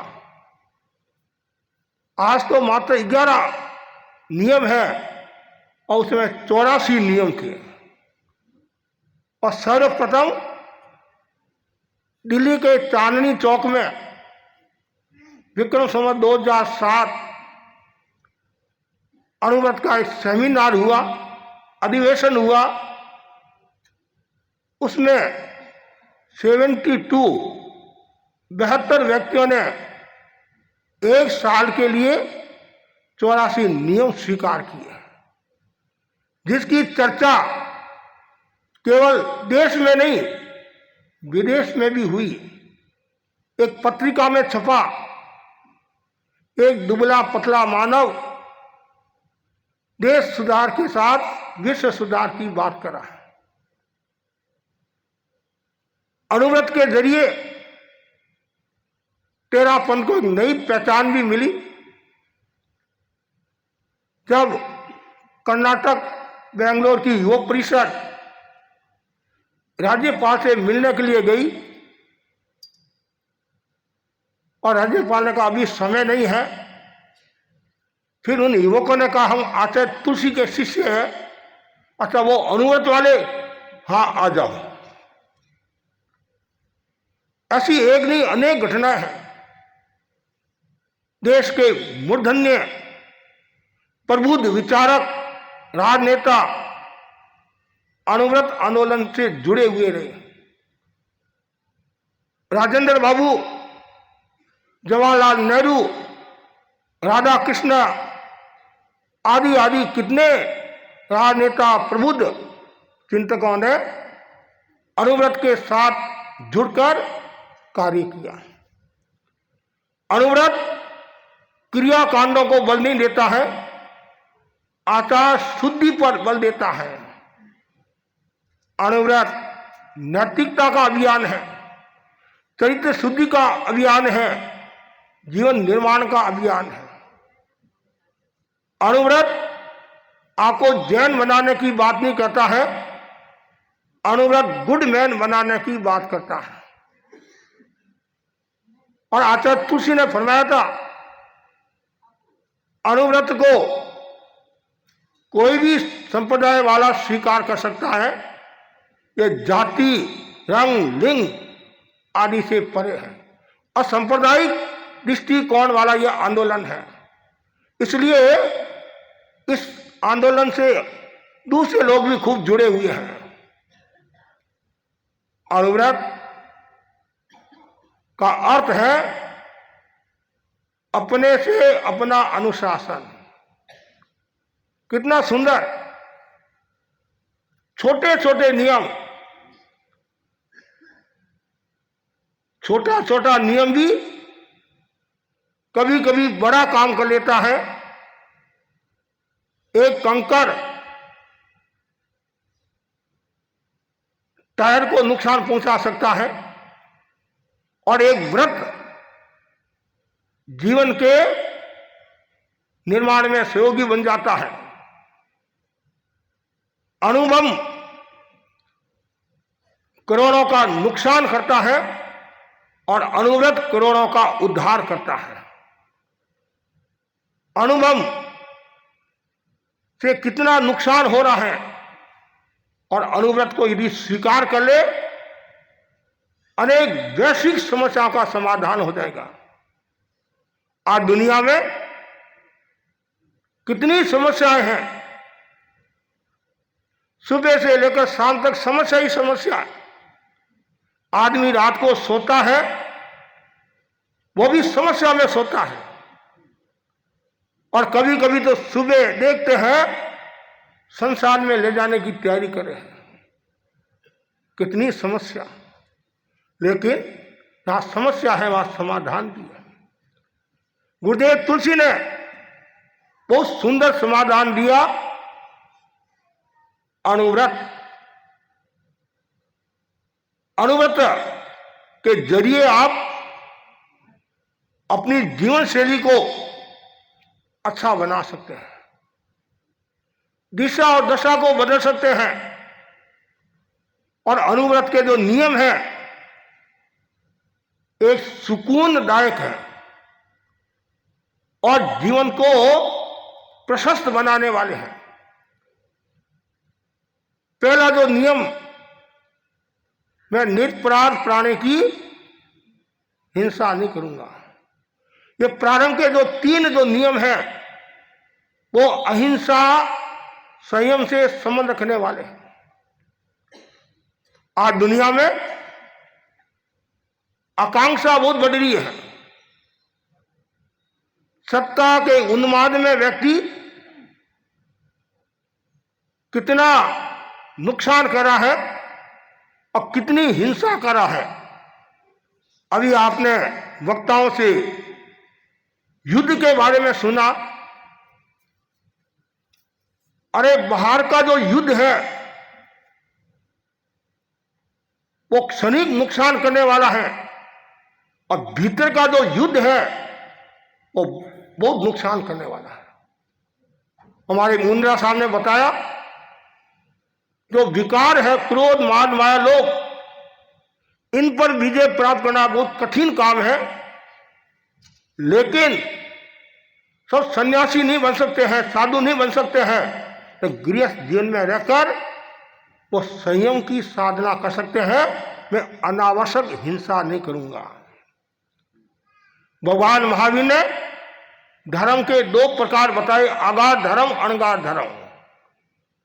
कम से कम भावना तो ये भावना मैं अणगाध धर्म की साधना करूं, लेकिन सब नहीं कर सकते तो आगाध धर्म, एक सीमा के साथ त्याग करना। और महात्मा गांधी ने भी कहा था, वृक्ष से 4 पत्ती भी तोड़ना है तो माफी मांगकर तोड़ना चाहिए। सब जीव जीना चाहते हैं, मरना कोई नहीं चाहता है। हमारा क्या अधिकार है हम जीव को मारे, सताए? इसलिए अनावश्यक हिंसा का सबको त्याग कर लेना चाहिए। और आक्रामक नीति को नहीं अपनाऊंगा। आत्महत्या है, पर हत्या है, भ्रूण हत्या है, इन सबसे बचना चाहिए। और जिसके जीवन में अहिंसा का विकास हो जाता है तो उसका आभामंडल भी निर्मल और पवित्र हो जाता है। और जहां अहिंसा का भाव आ गया वहां नैतिकता और प्रामाणिकता का भाव ही बना रहेगा, मन में करुणा का भाव रहेगा, और धीरे धीरे करुणा भी सूखती जा रही है। सूख गई संवेदना, मरी मन की टीस, अब कोई रोता नहीं है, एक मरे या 20। पहले गली का कुत्ता भी बीमार हो जाता, कितनी पीड़ा होती थी, और बच्चे माँ को जाकर कहते, माँ गुड़ का सीरा बना, क्यों? पिल्ले को, कुत्ते के बच्चे को खिलाना है।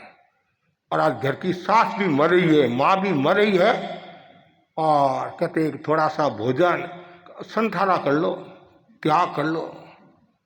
ये मनुष्य का जीवन वापिस नहीं मिलेगा। संथारा की प्रेरणा दी वो तो अच्छी बात है, लेकिन आप किस संदर्भ में दी, किस भाव से दी, उस पर सोचने की बात है। संथारा आ जाए तो न्याल हो जाए, और सबके मन में ये भावना आनी चाहिए।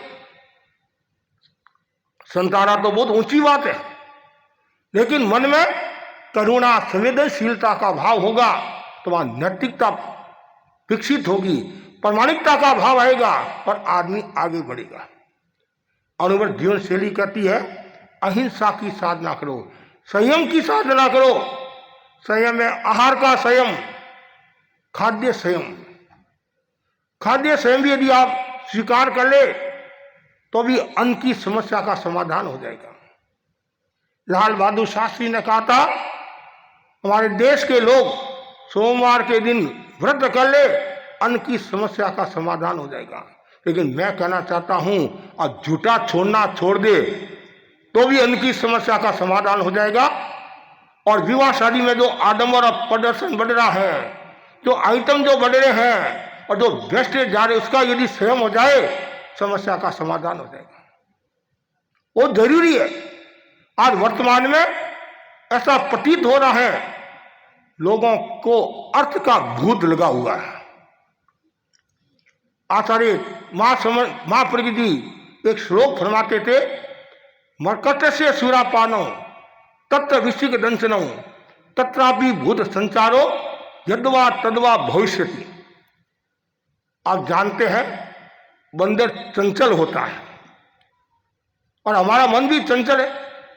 मारो मन बांधरो छे कहते हैं।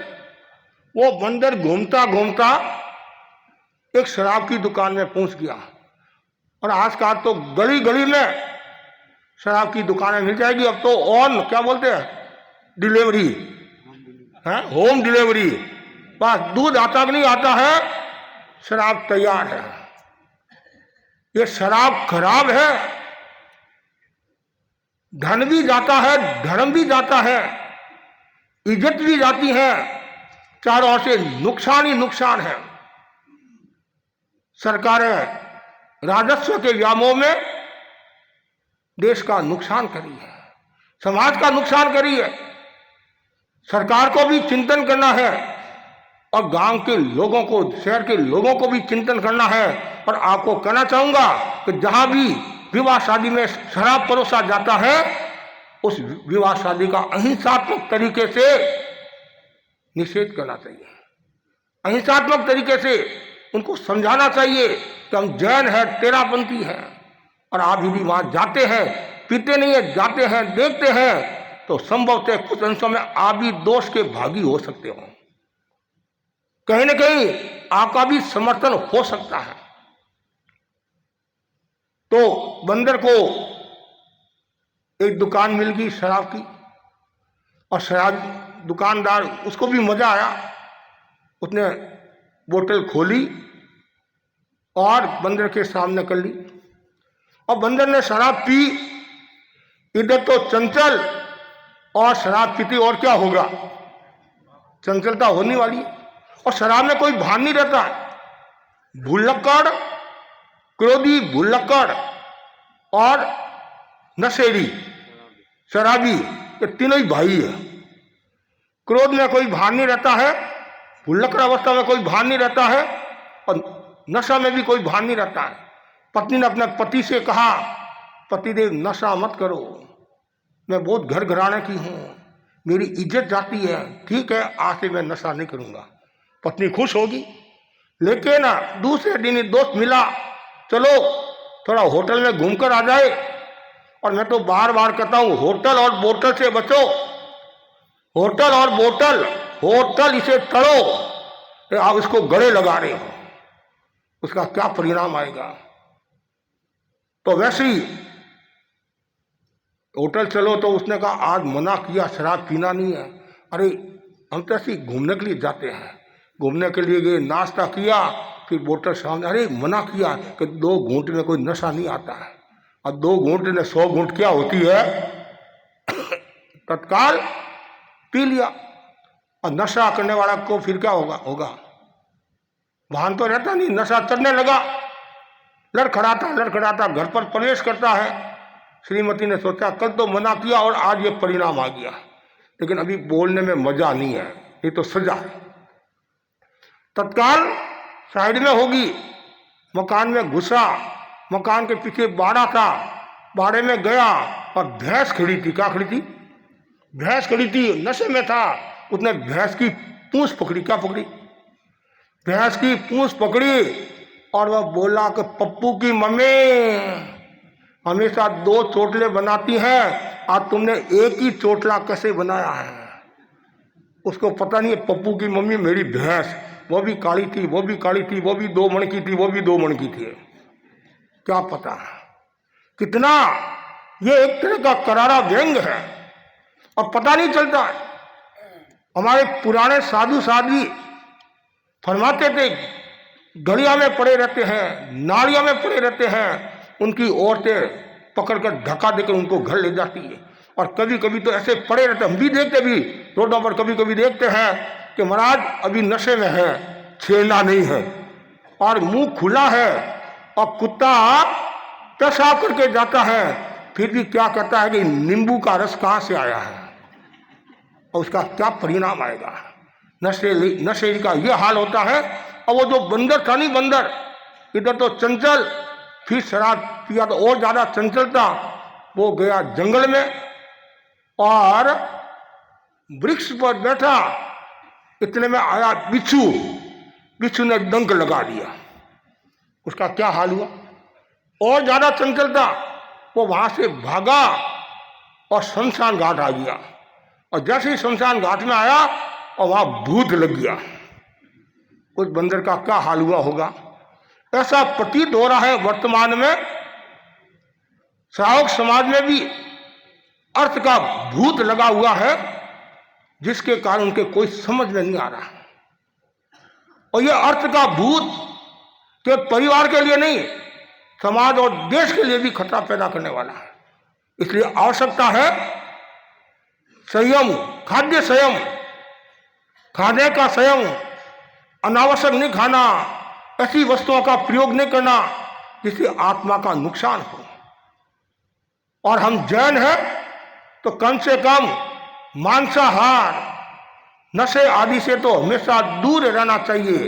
एक हमारी गुडविल है, वो गुडविल बनी रहे। और अनुवर्त जीवन शैली कहती है तुम प्रामाणिकता का विकास करो, नैतिकता का विकास करो, बेईमानी मत करो। और जो व्यक्ति नैतिकता का विकास करता है, जो प्रामाणिक होता है, उसका मूल्य अलग होता है।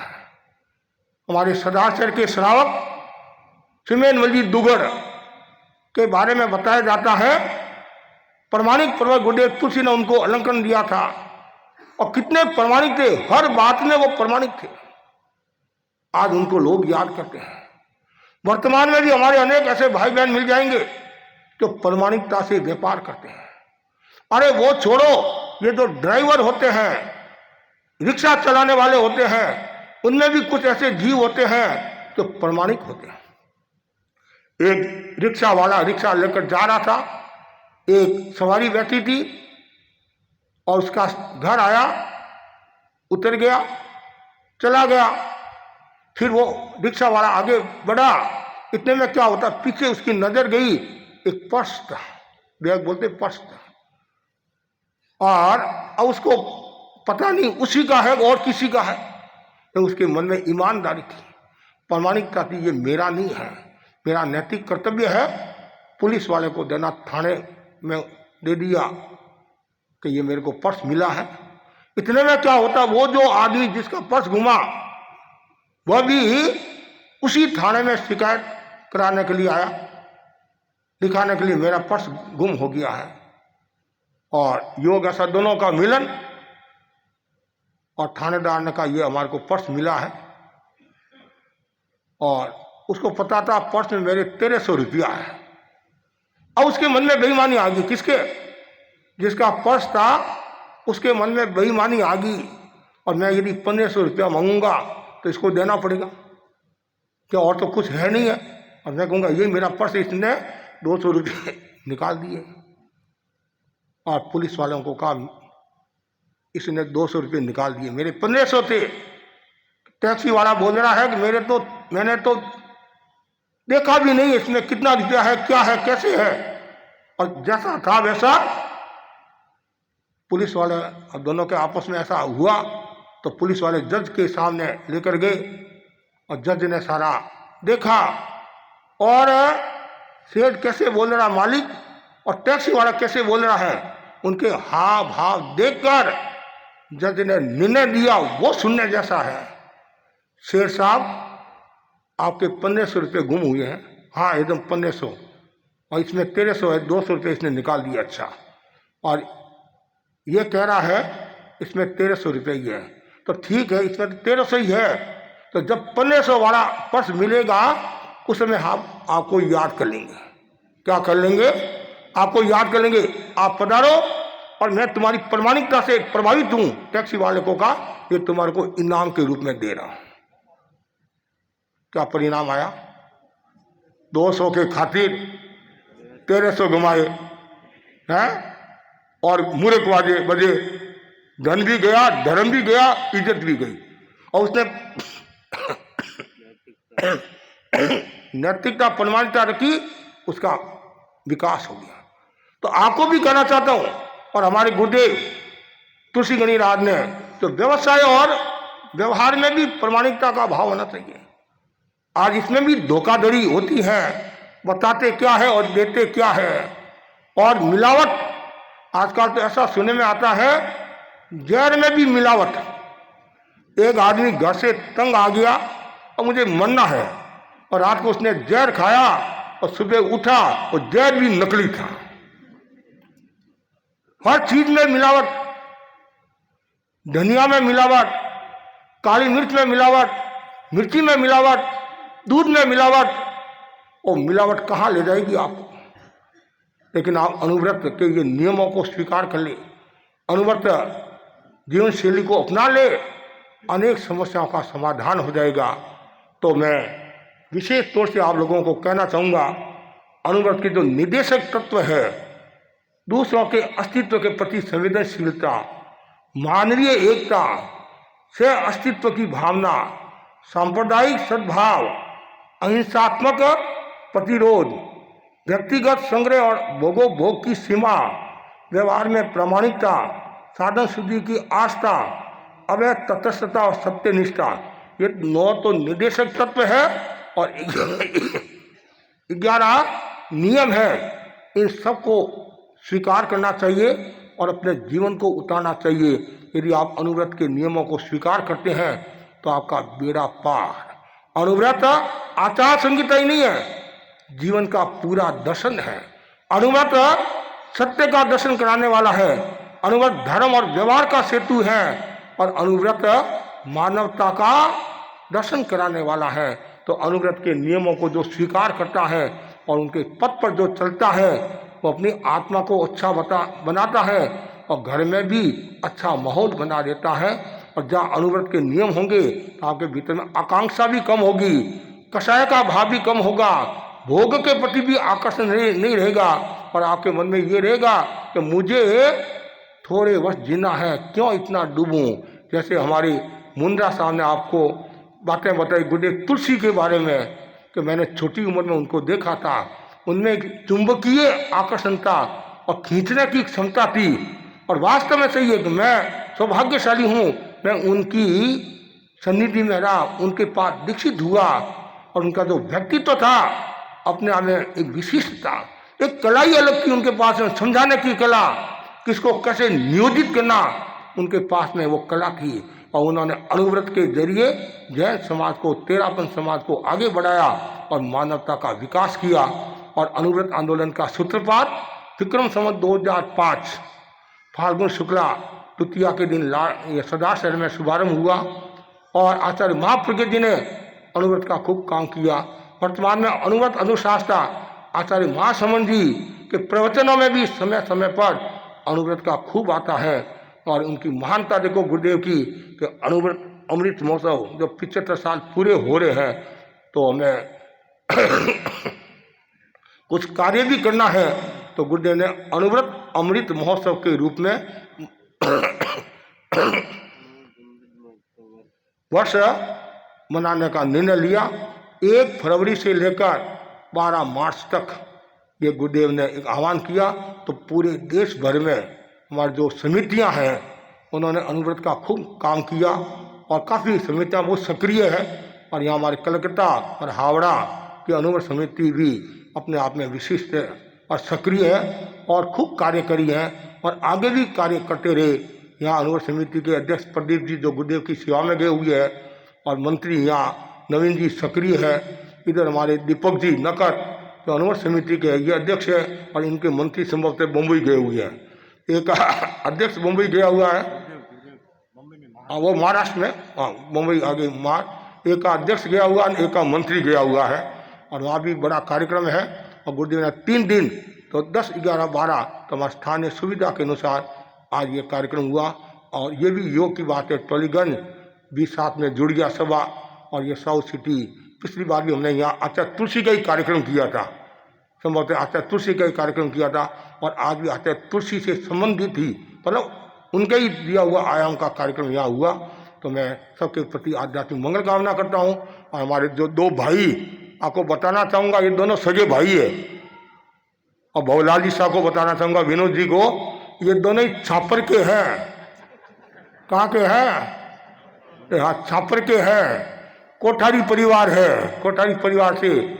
और एक भाई तो हमारे हैदराबाद में संपर्क में आए, इनके पहले आप अनुव्रत के नियमों को स्वीकार कर लो, खाद्य संयम का ध्यान रखो, अहिंसात्मक शैली को अपना लो, और संयम रखो, और सांप्रदायिक सौहार्द बनाए रखो, घर में शांति रखो, तो कोई प्रकार की समस्या नहीं आएगी।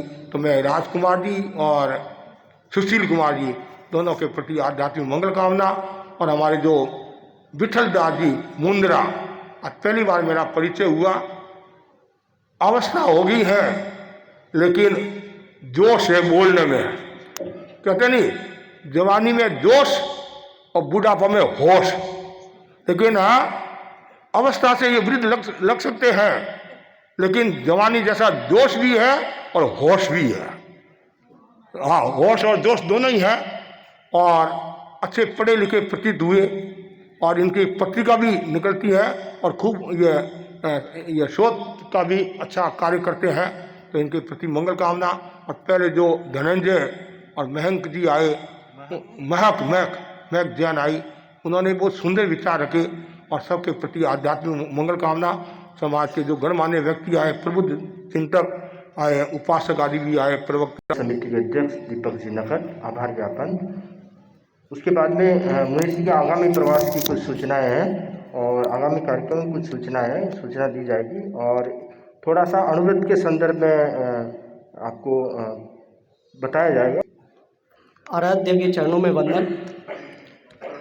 अनुव्रत अनुशासता युग प्रधान आचार्य श्री महासमन जी जो आज महार में विराज रहे हैं, उनके अभिनंदन। अत्य विराजित मुनि जिनेश कुमार जी, मुनि कुणाल कुमार जी, मुनि परमानंद जी स्वामी, मतीन मंदावी। धन्यवाद ज्ञापन से पहले मैं कुछ 1 मिनट लेना चाहूँगा। अभी मैंने सब वक्ताओं को सुना, बहुत कुछ सीखने को मिला है हमको यहाँ से। यहाँ पे आकर के हम सभी कुछ न कुछ यहाँ से लेके जा रहे हैं।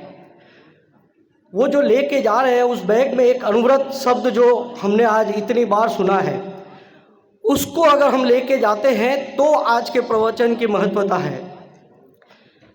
बहुत ही छोटे छोटे रास्ते दिखाए हैं हमको अनुव्रत ने। हम अनुव्रत समिति हावड़ा जैसे कि काफ़ी कार्य अभी इस संपूर्ति के उपलक्ष्य में कर रहे हैं। हम लोगों का लक्ष्य ये रहता है कि ना कि केंद्र से कोई प्रकल्प आया है, हमने वो प्रकल्प किया, फ़ोटो खिंचवाई और भेज दी। एक ACC का कॉन्टेस्ट हमने पिछले 4 महीने से हम करवा रहे हैं, जिसमें स्कूल में 1500 बच्चों ने भाग लिया। अलग अलग स्टेज में एग्ज़ाम करवाते हुए सारे टॉपिक्स अनुव्रत के थे। उनमें से हावड़ा की 2 बच्चियाँ वेस्ट बंगाल में, टोटल इंडिया में 39 बच्चे, उनमें से 2 बच्चे हावड़ा के थे जो नॉन मारवाड़ी नॉन जैन थे।